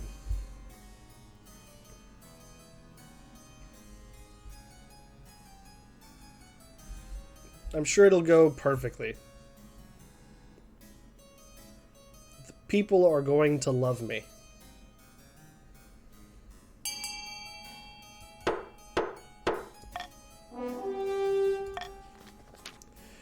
Oh no. You travel to Calaville, the biggest city in the south, and spend an afternoon handing out loaves to eastern refugees. Unfortunately, as the starving peasants crowd around you with hands outstretched, you're very vulnerable. They begin tearing at your robes, wailing and pleading. Bread, give us more bread, where are you hiding it? Get behind me, your grace, I'll protect you from this rabble. Unfortunately, your honor guard prove a little too eager to protect you from the rabble. They wade into the peasants, swinging their weapons cheerfully, and resulting slaughter will give you nightmares for life. Oh no! That's really, really not where I expected that to go. Oh no. The Calaville Massacre, as it becomes known, attracts condemnation from both the grandees and counts alike. That's really just the worst case scenario, isn't it? In the resulting uproar, you're forced to sack your honor guard with immediate effect. Well, that really sucks.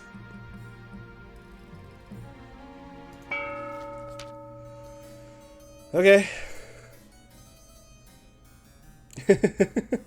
The counts are gathered in the empty council hall late at night. A new report from one of their spies has just come in.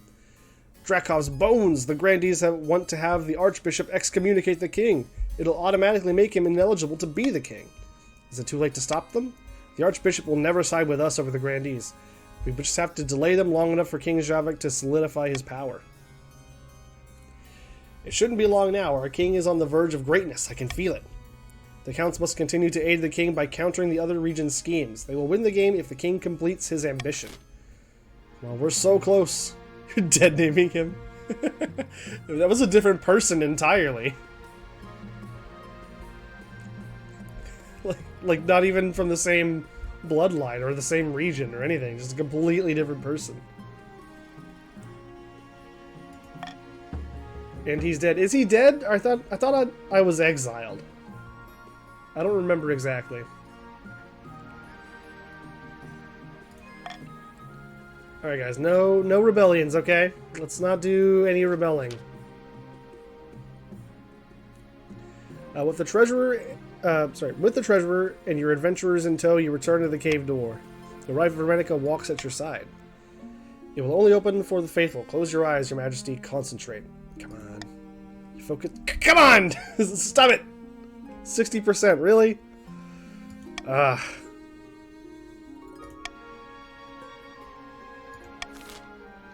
never gonna make it. The South will go upwards. The excitable honor guard who slaughtered all those peasants will no doubt face justice, Your Majesty, but we must move on. We must replace them at once. The king needs protection. What are my options? Each region offers a selection of elite guards. The counts with knights of the Order of the Drowned Rose. Yep, we just had them. They were the problem. The patricians with champion gladiators from the arena, and the grandees offer the fiercest battle nuns from the Sisterhood of Steel. Of course, since your previous honor guard were Eastern Knights who slaughtered all those peasants, we'll have to look elsewhere for replacements. Yeah, that seems so.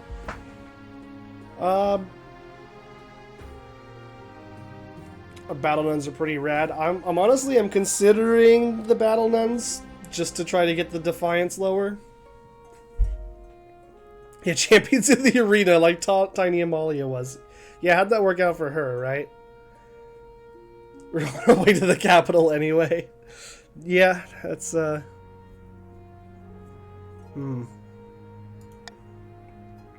cares about some peasants? I say we bring the Eastern Knights back anyway.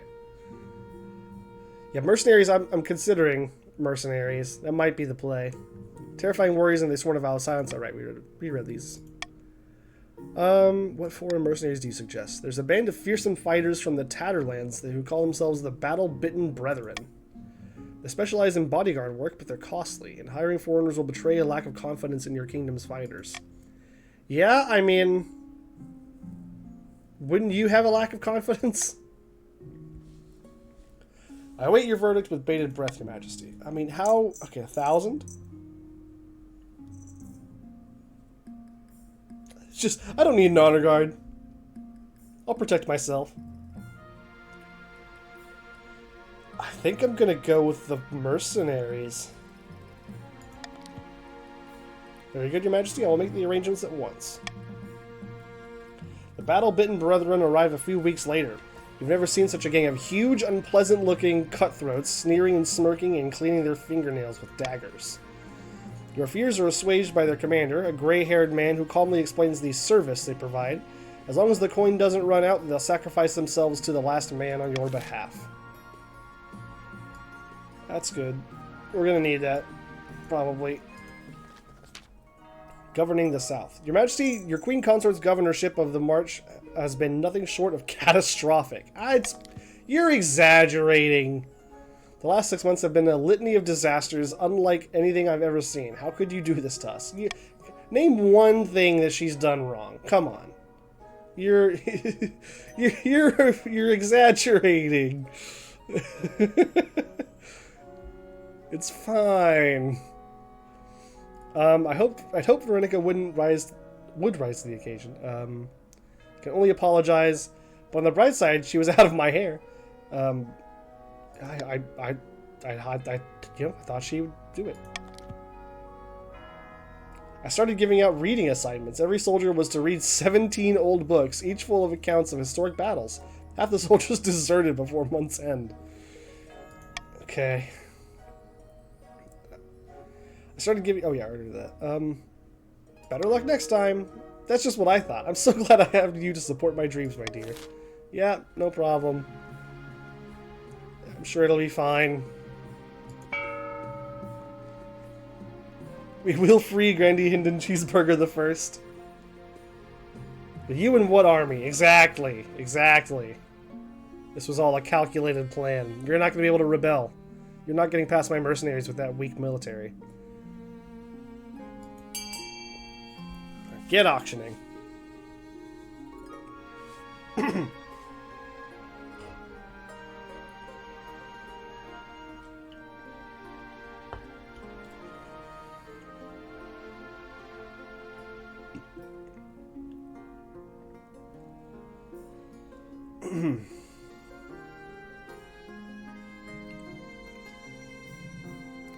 Okay. Yeah, I like getting that authority up. I like the monument. Okay, I guess we can also just go nowhere with the authority. That's fine too, I suppose.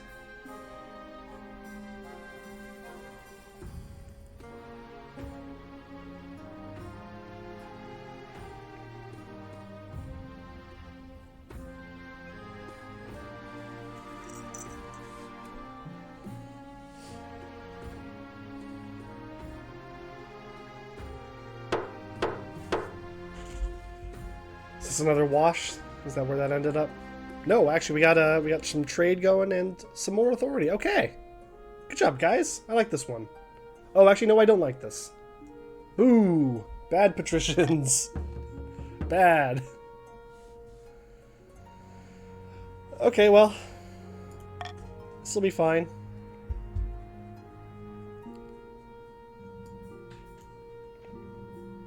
Let's hear the other bright idea first. I know you don't trust me, but I can help you. Just give me something to do. Surely that isn't too much to ask. Now we can find something for you. I wouldn't trust you to change a candle. No, come on. Surely she can do something. I don't know, something small. I could be commander of the city watch and bring law and order to the capital. That doesn't sound small. Or I could be put in charge of constructing a giant statue of me. I'll give you in charge of keeping the river flowing.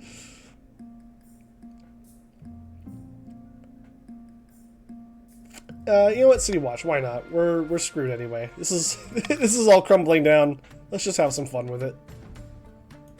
How about constructing a tiny statue? Let's start there. Rebellion! At long last, the Grandees have reached their boiling point. You are confronted in your throne room by Grandee Hinden Cheeseburger II, his eyes alight with righteous fury. The ninth god has judged you unworthy, pretender to the throne, and the Grandees of the South have listened. We will rise up and fight for Ezra, the true monarch. This is a formal declaration of war. The next time we see each other, we'll be on the battlefield.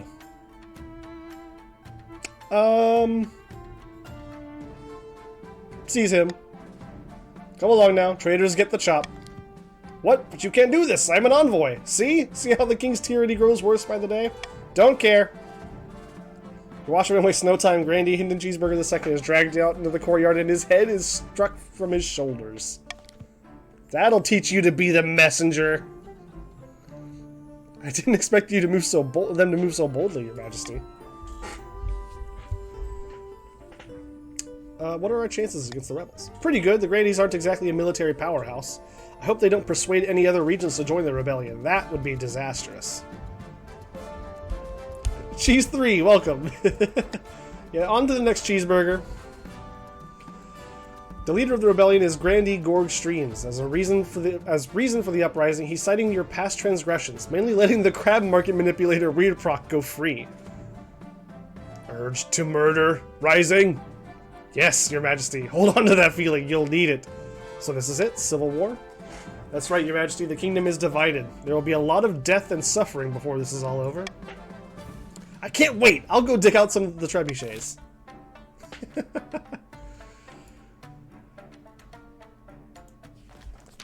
Oh, here we go. Opening strike. The kingdom is blackened by the faithlessness and dishonor. The ninth god is weeping for what we have become, and whose fault is that? Your wife did great by sabotaging their military. Yeah, that actually worked out really well for me. King Zavok, the mad tyrant. Alas, you are right. We have no choice but to raise our banners, march on the capital, and install a better ruler, someone like the noble Ezra. But first, we must work out our opening move. Pray to the ninth, let him help us decide. We can launch a preemptive strike against the counts to cripple their military capabilities. If we suspect that patricians may join our cause, we can call them to war. They'll be more likely to join us if the king's authority is low.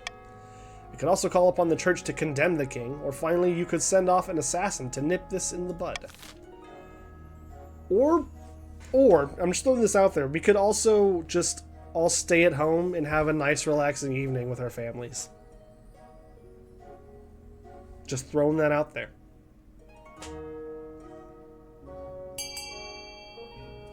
Send an assassin? Oh, jeez. Oh, no, okay, sorry. That makes more sense. This could be bad. Thank you for meeting with me, Your Holiness. Your message was most heartfelt. How could I turn down those in need? We are all the Ninth God's children, after all.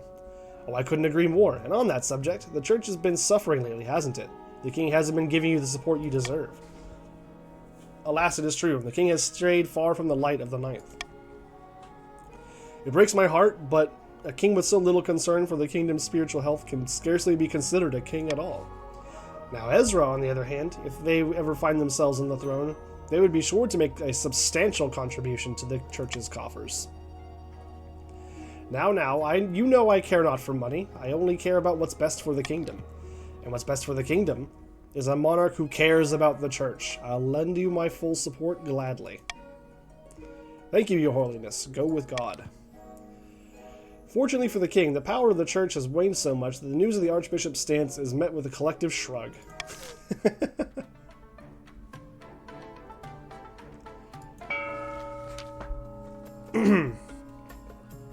Sitting on the beach outside the sun-bleached villa, two patricians of the coast meet to plot their latest scheme. Let me show you something. These documents represent the accumulated debts of all the other regions in the kingdom. How did you manage that? I thought they'd know better than to accept loans from us. Oh, they did.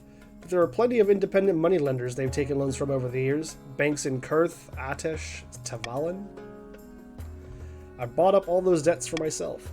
Genius. So now the counts and grandees owe us half their wealth and the king owes us absolutely everything? Indeed, all that's left is to decide what we do when it's time to collect. Man, I'm really running up against the clock here. I've got to fix this. I've got to get this ambition soon. Passed the check and lost religion. Yeah, I didn't really understand why you lost faith there.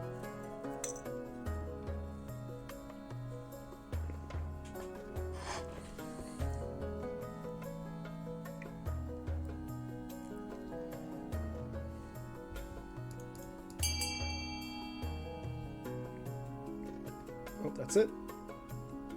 Kafub doesn't care to weigh in.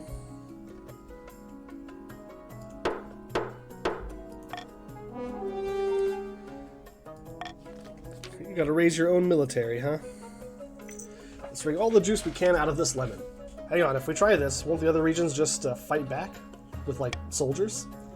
That's why we can't negotiate from a position of weakness. We must ensure our military is up to snuff. Civil war or no civil war. For the final stage of their scheme, the patricians must raise their military to at least 8.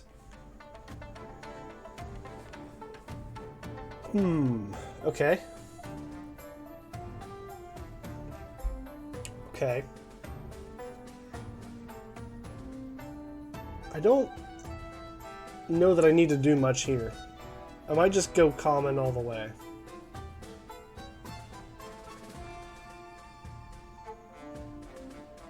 So it doesn't really help me all that much to raise more money. I mean, obviously more money is good. Defiance may not matter much at this point anyway, because we're already pretty close to everything falling apart. I try to cool tux this now. Yeah, you got me there. Can't take any more of your prison money. We'll just go common across the board. It's fine.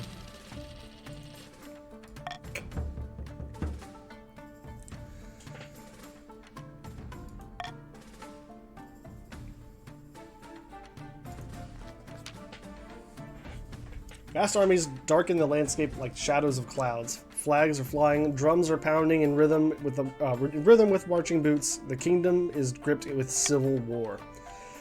At least that's what you imagine. Most of your time is spent in the safety of your palace, poring over a giant map with your marshal. Your Majesty, the army of the south is advancing on the capital, led by that treacherous cur, Grandy Gorg Streams. I've received word from the commander of our loyalist forces in the coast. If they march now, they'll intercept the Grandies in a matter of days.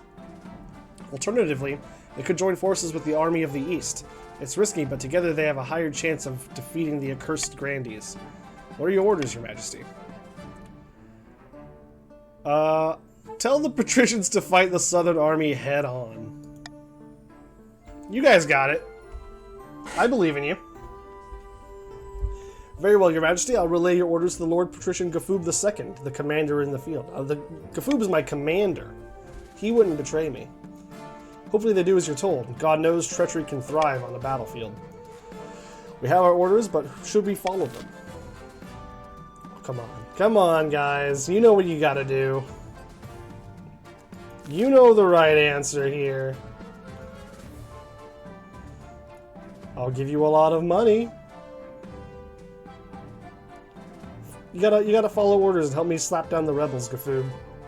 Come on, you're the commander of the patrician section of my army. Go fight those rebels. That's what I'm talking about.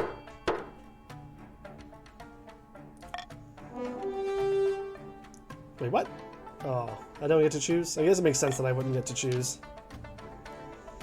The whole city holds its breath. You stew in your palace, waiting for your marshal's return. Finally, she bursts into your throne room. She looks more furious than you've ever seen her. Your Majesty, the cowardly patricians defied your orders and turned their army around to link up with the counts. I mean, that's also, like, fine. Probably a fate of facing a real fight on their own. A jester, even. What are you talking about? What jester? I don't see any jesters here. How could they defy me like this? We can only hope this was the right decision. Have some confidence, Your Majesty. Too late for doubts now. That's true. It's all come down to the next battle, Your Majesty. The fate of the kingdom hangs in the balance. We will prevail. That's the spirit. Now I really must be going. I have a lot to take care of. I imagine so. Over the next few weeks, it becomes clear that the coastal army's retreat has given the Grandees free rein to pillage and plunder the coast. Yeah, good job, Coast. You just abandoned your homes. Good work. The rampaging southern troops descend on farms like locusts, taking everything to feed the thousands of hungry soldiers. Meanwhile, shops, churches, and manors are plundered and the stolen loot shipped back to the south. But while the coast suffers, the coastal forces successfully link up with the counts. Now the joint army of patricians and counts rush to meet the Grandees in open warfare, and the winner will either end your reign or preserve it. Oh boy! We all make mistakes in the heat of passion. So we do. So remember how you put me in charge of the city watch? Funny story. Yes? I made a little change to the watch's wages in order to reduce crime. I started paying them per arrest. Oh no. Oh no. But the watch started arresting people at random. Shocking. Who could have seen this coming? Huge quantities of people. There have been a lot of riots. Oh dear God. And the riots who have caused more arrests and so on. Vicious circle. Who could have seen it coming? Yeah, who? Who could possibly have foreseen this? Anyway, we owe the city watch about 2,000 gold. It's fine. It's fine. Thanks for being so understanding. We can pay, right? Right? Sure. Sure, we can pay them. That's fine. The pockets heavy with gold, the watch finally free hundreds of innocent people from their overcrowded cells. Sorry about that, but don't worry, I have another idea. This one will be a lot more successful, I promise. Yeah, but perhaps another time. I'll tell you all about it later. Can't wait. Can't wait. Along the southern border, a few swords flash in the sunlight. Some soldiers mill about randomly, looking scared. The Grandees' troops are gathering, but it's distinctly unimpressive. This is the best force we could muster, is it? No, as a matter of fact, this is only the beginning. I've considered several proposals to further bolster our army for the trials ahead.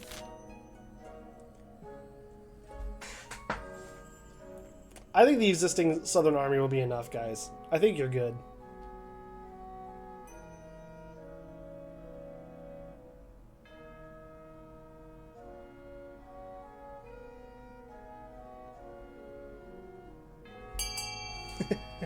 I guess that does make sense. Praise the Ninth, the Holy Order of the Sunken Star has recognized the righteousness of our cause and will fight alongside us. We are blessed. We are blessed. Since the Church officially supports us in this conflict, we persuaded them to join us with very little effort. The holy knights soon arrive in the southern camp, riding in gleaming armor atop towering steeds. They are few, but each is worth 20 ordinary soldiers on the field of battle. I must say, it feels good to have the strength of the ninth on our side. Yeah, I'm sure.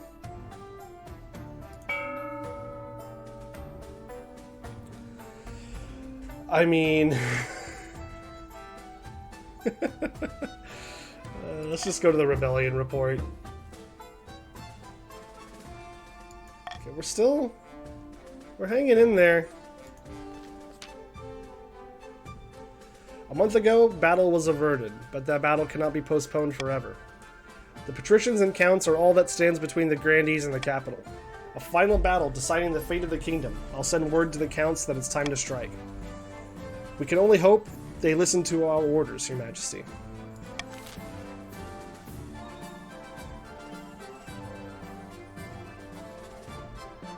Alright, come on, counts. It's time to make our stand. This is for all the marbles. Yes! Yes, my people! We got this. I have full faith. Well, not full faith, but you know what I mean?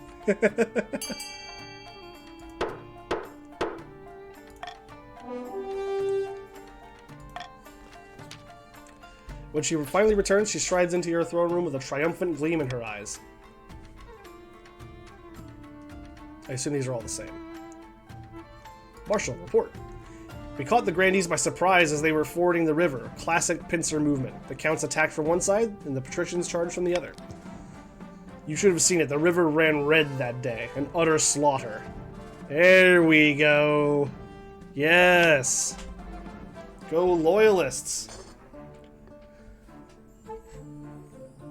I can't shake the feeling that we've missed something.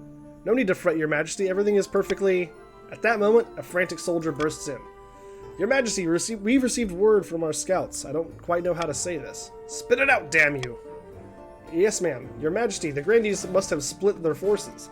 The army we defeated was a diversion. They've got another regiment making its way through the Crown Lands. They'll be outside the capital in a matter of days, and the counts are too far away to help. What do we do? Time to panic! Panic! We must prepare for a siege. The Queen is a good representation of the counts. Yeah, she's kind of summed up all of the Count's efforts throughout this game so far. We've got a lot of work to do. Build up the capital's fortifications, stockpile food, train up a citizens' militia. But don't worry, Your Majesty, this is the last-ditch ploy of a defeated army. We need to outlast the siege, and the Counts will come to our rescue. Hanging in there. Honored King, it is with deepest regret that I must tender my resignation. Oh, that's right, I forgot. That's bad timing. As you cannot adequately pay us our fees, we consider our protection contract null and void. Can't this wait until after the rebellion? I'm afraid not. We do not work for free for anyone. Wait a moment, we can work this out. I'm listening. Oh no.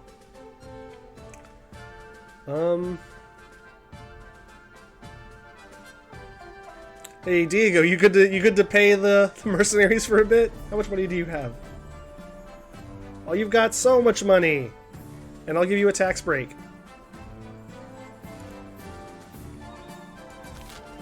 Yeah. Good team player, thank you. It's for a good cause. Yeah, and I'll get you that tax break next time, if we make it to the next tax season. This will suffice, but should you fall behind in your payments again, we won't hesitate to find a more reliable employer. Blood and stars, you can't force me to give up my money. Pay for your own protection. He can, and he just did. The king's safety is in the best interest of everyone. It's daylight robbery, it is. We won't forget this. It'll be okay.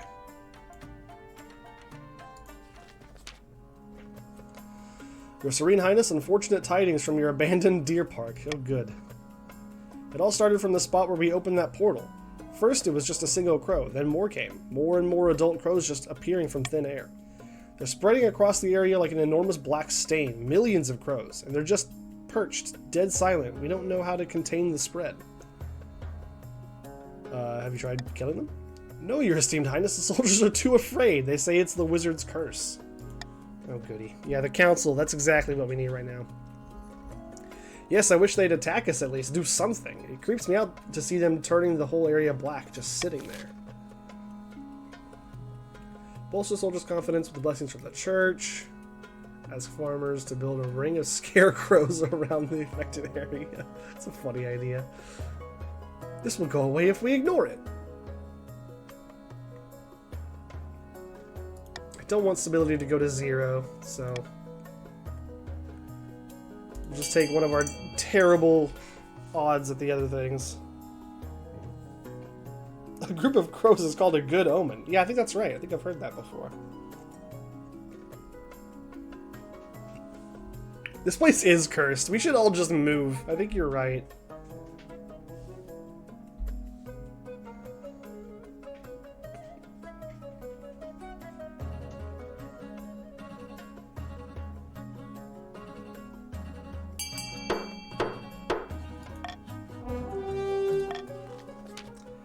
Despite the blessings of your priests, the soldiers remain too afraid to go enter the crow-blighted lands. Crow-blighted lands. After a few months, hundreds of acres of farmland have been turned into crow land. Commoners keep far away from the area, which now covers several important trade routes as well. That's, you know, what are you gonna do? Eventually the spread slows down, then stops, but you won't be able to use that land anytime soon. How long do crows live, anyway?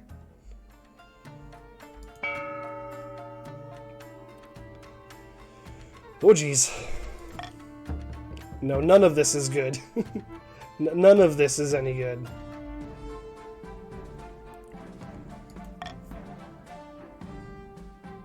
All is lost. Yeah, it seems like we've come to the end of the line. As the siege rumbles on, the common folk of the capital have finally had enough. Starvation, warfare, endless strife, they've reached their breaking point. Hello, welcome in, Cernpi. You expected riots during the siege, but not this. The entire population has risen against you. You've sheltered in the palace while the mob heaves through your streets, toppling your statues and calling for Ezra to take the throne. You must regain control, your majesty. It's too late. All is lost. So what's the treasurer gonna do? How would that help? Y'all seem to need some food. Marshal's unavailable. She's trying to contain the riots. Then what can be done? At that moment, noble patrician Caesar 9000 kicks open the door and comes stumbling into the throne room, nursing a gash across their forehead. A well-aimed stone, if you had to guess. The mob are demanding that we hand over the king, or else they'll open the gates to the grandees. I say we do it. It's our only choice. Of course, I'm not dying for this fool. Excuse me? I'm right here. Ignoring your protest, noble patrician Caesar and Lord Patrician Weirdproc leap upon you, tying you up with rope. The Chancellor and Spymaster watch uneasily. I'm gonna remember this one, Caesar. How dare you? You're dragged out of this palace and handed over to the mob, trussed up like a prize turkey. It's the king! Get him! The peasants crowd around you, screaming and roaring like animals. You shout at them to stop, but your voice dies in your throat. Hands grab you from all angles and pull. Oh god. Well, that sucks. Yeah, I don't want to take over this place. The next king has no chance. Right, exactly. Like, you think things are bad now. Good luck. During a siege, citizens turned against the king and rose up in support of the rebels. King Zavik was torn apart by an angry mob. Unable to keep their puppet on the throne, the counts were forced to retreat to their secluded castles and brood. It won't be long before a new eastern claimant would arise. And when they did, the counts would be ready. Patricians failed to turn the kingdom's debts against it, and the moment had passed. Ever practical, they set about collecting interest and hoarding wealth, waiting for the time to scheme once more. With the kingdom in chaos, Ezra, leader of the Southern Rebellion, seized the throne. The rioting died down as the common folk waited to see how the new monarch would fare, but they kept their pitchforks sharp. There you have it. I think that was one of the closer attempts that I've had.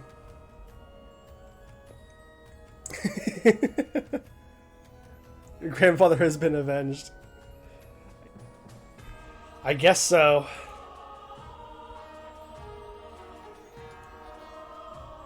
Fun game. That one took longer than I feel like the previous ones did. Unfortunately, I'm not super sure if I have enough time to play another one. As much as I want to.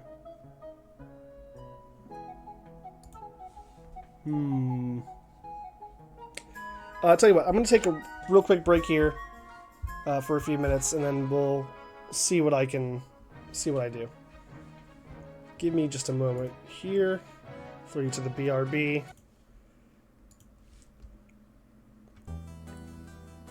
Alright. You'll have to leave as well. Okay, well, thanks for playing, Caesar. Catch you later. Kafuba's heading out? Okay, yeah, I think we're probably going to wind down. Sorry to anyone who joined in late for this one, but that might just be what we have to do. I'll still come back in just a moment. There's going to be an ad that plays, just so everyone's aware, and then we'll see. But yeah, hang tight. I'll be back in a moment.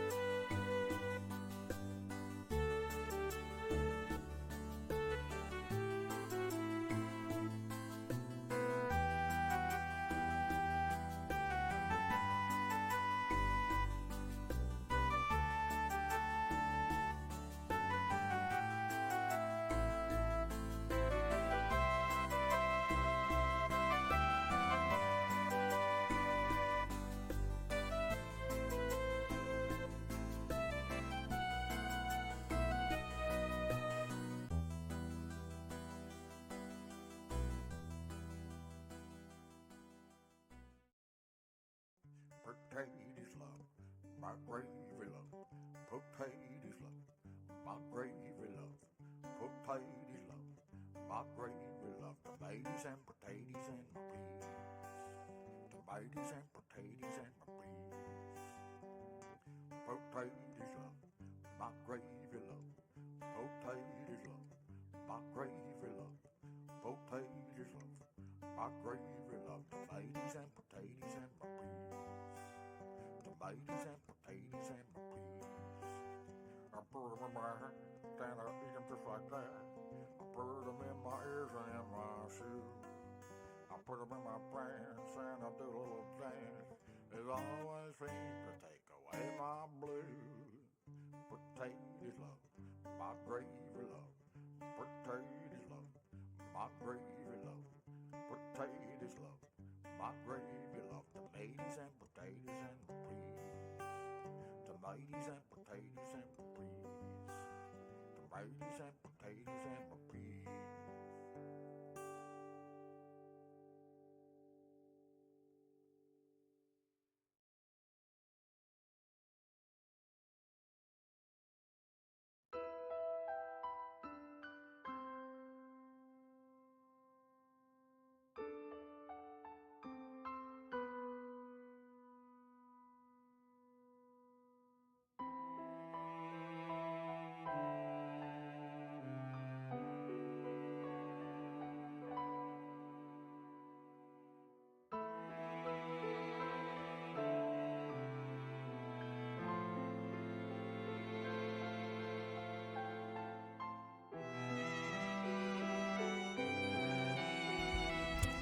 Okie dokie. I am back. I think we are going to go ahead and start winding things down. It was a good stream, though. Thanks to everyone who participated. I really like playing this game, and I really like seeing new folks and, you know, friends alike showing up to play. It's a good time, so thanks to everyone for doing that with me. Let's get, I guess, for procedural purposes, move this over here. Right, yeah, that's gonna be it. I'm gonna be back on Monday, I believe, is gonna be the next stream. I'll probably be back to the old speedrunning stuff. But yeah, we'll set up another King of the Castle channel point goal, I guess, for the next month. And get this going again, because it was a good time. Let's see, do we have a good raid spot to go to? I know there were some folks on earlier.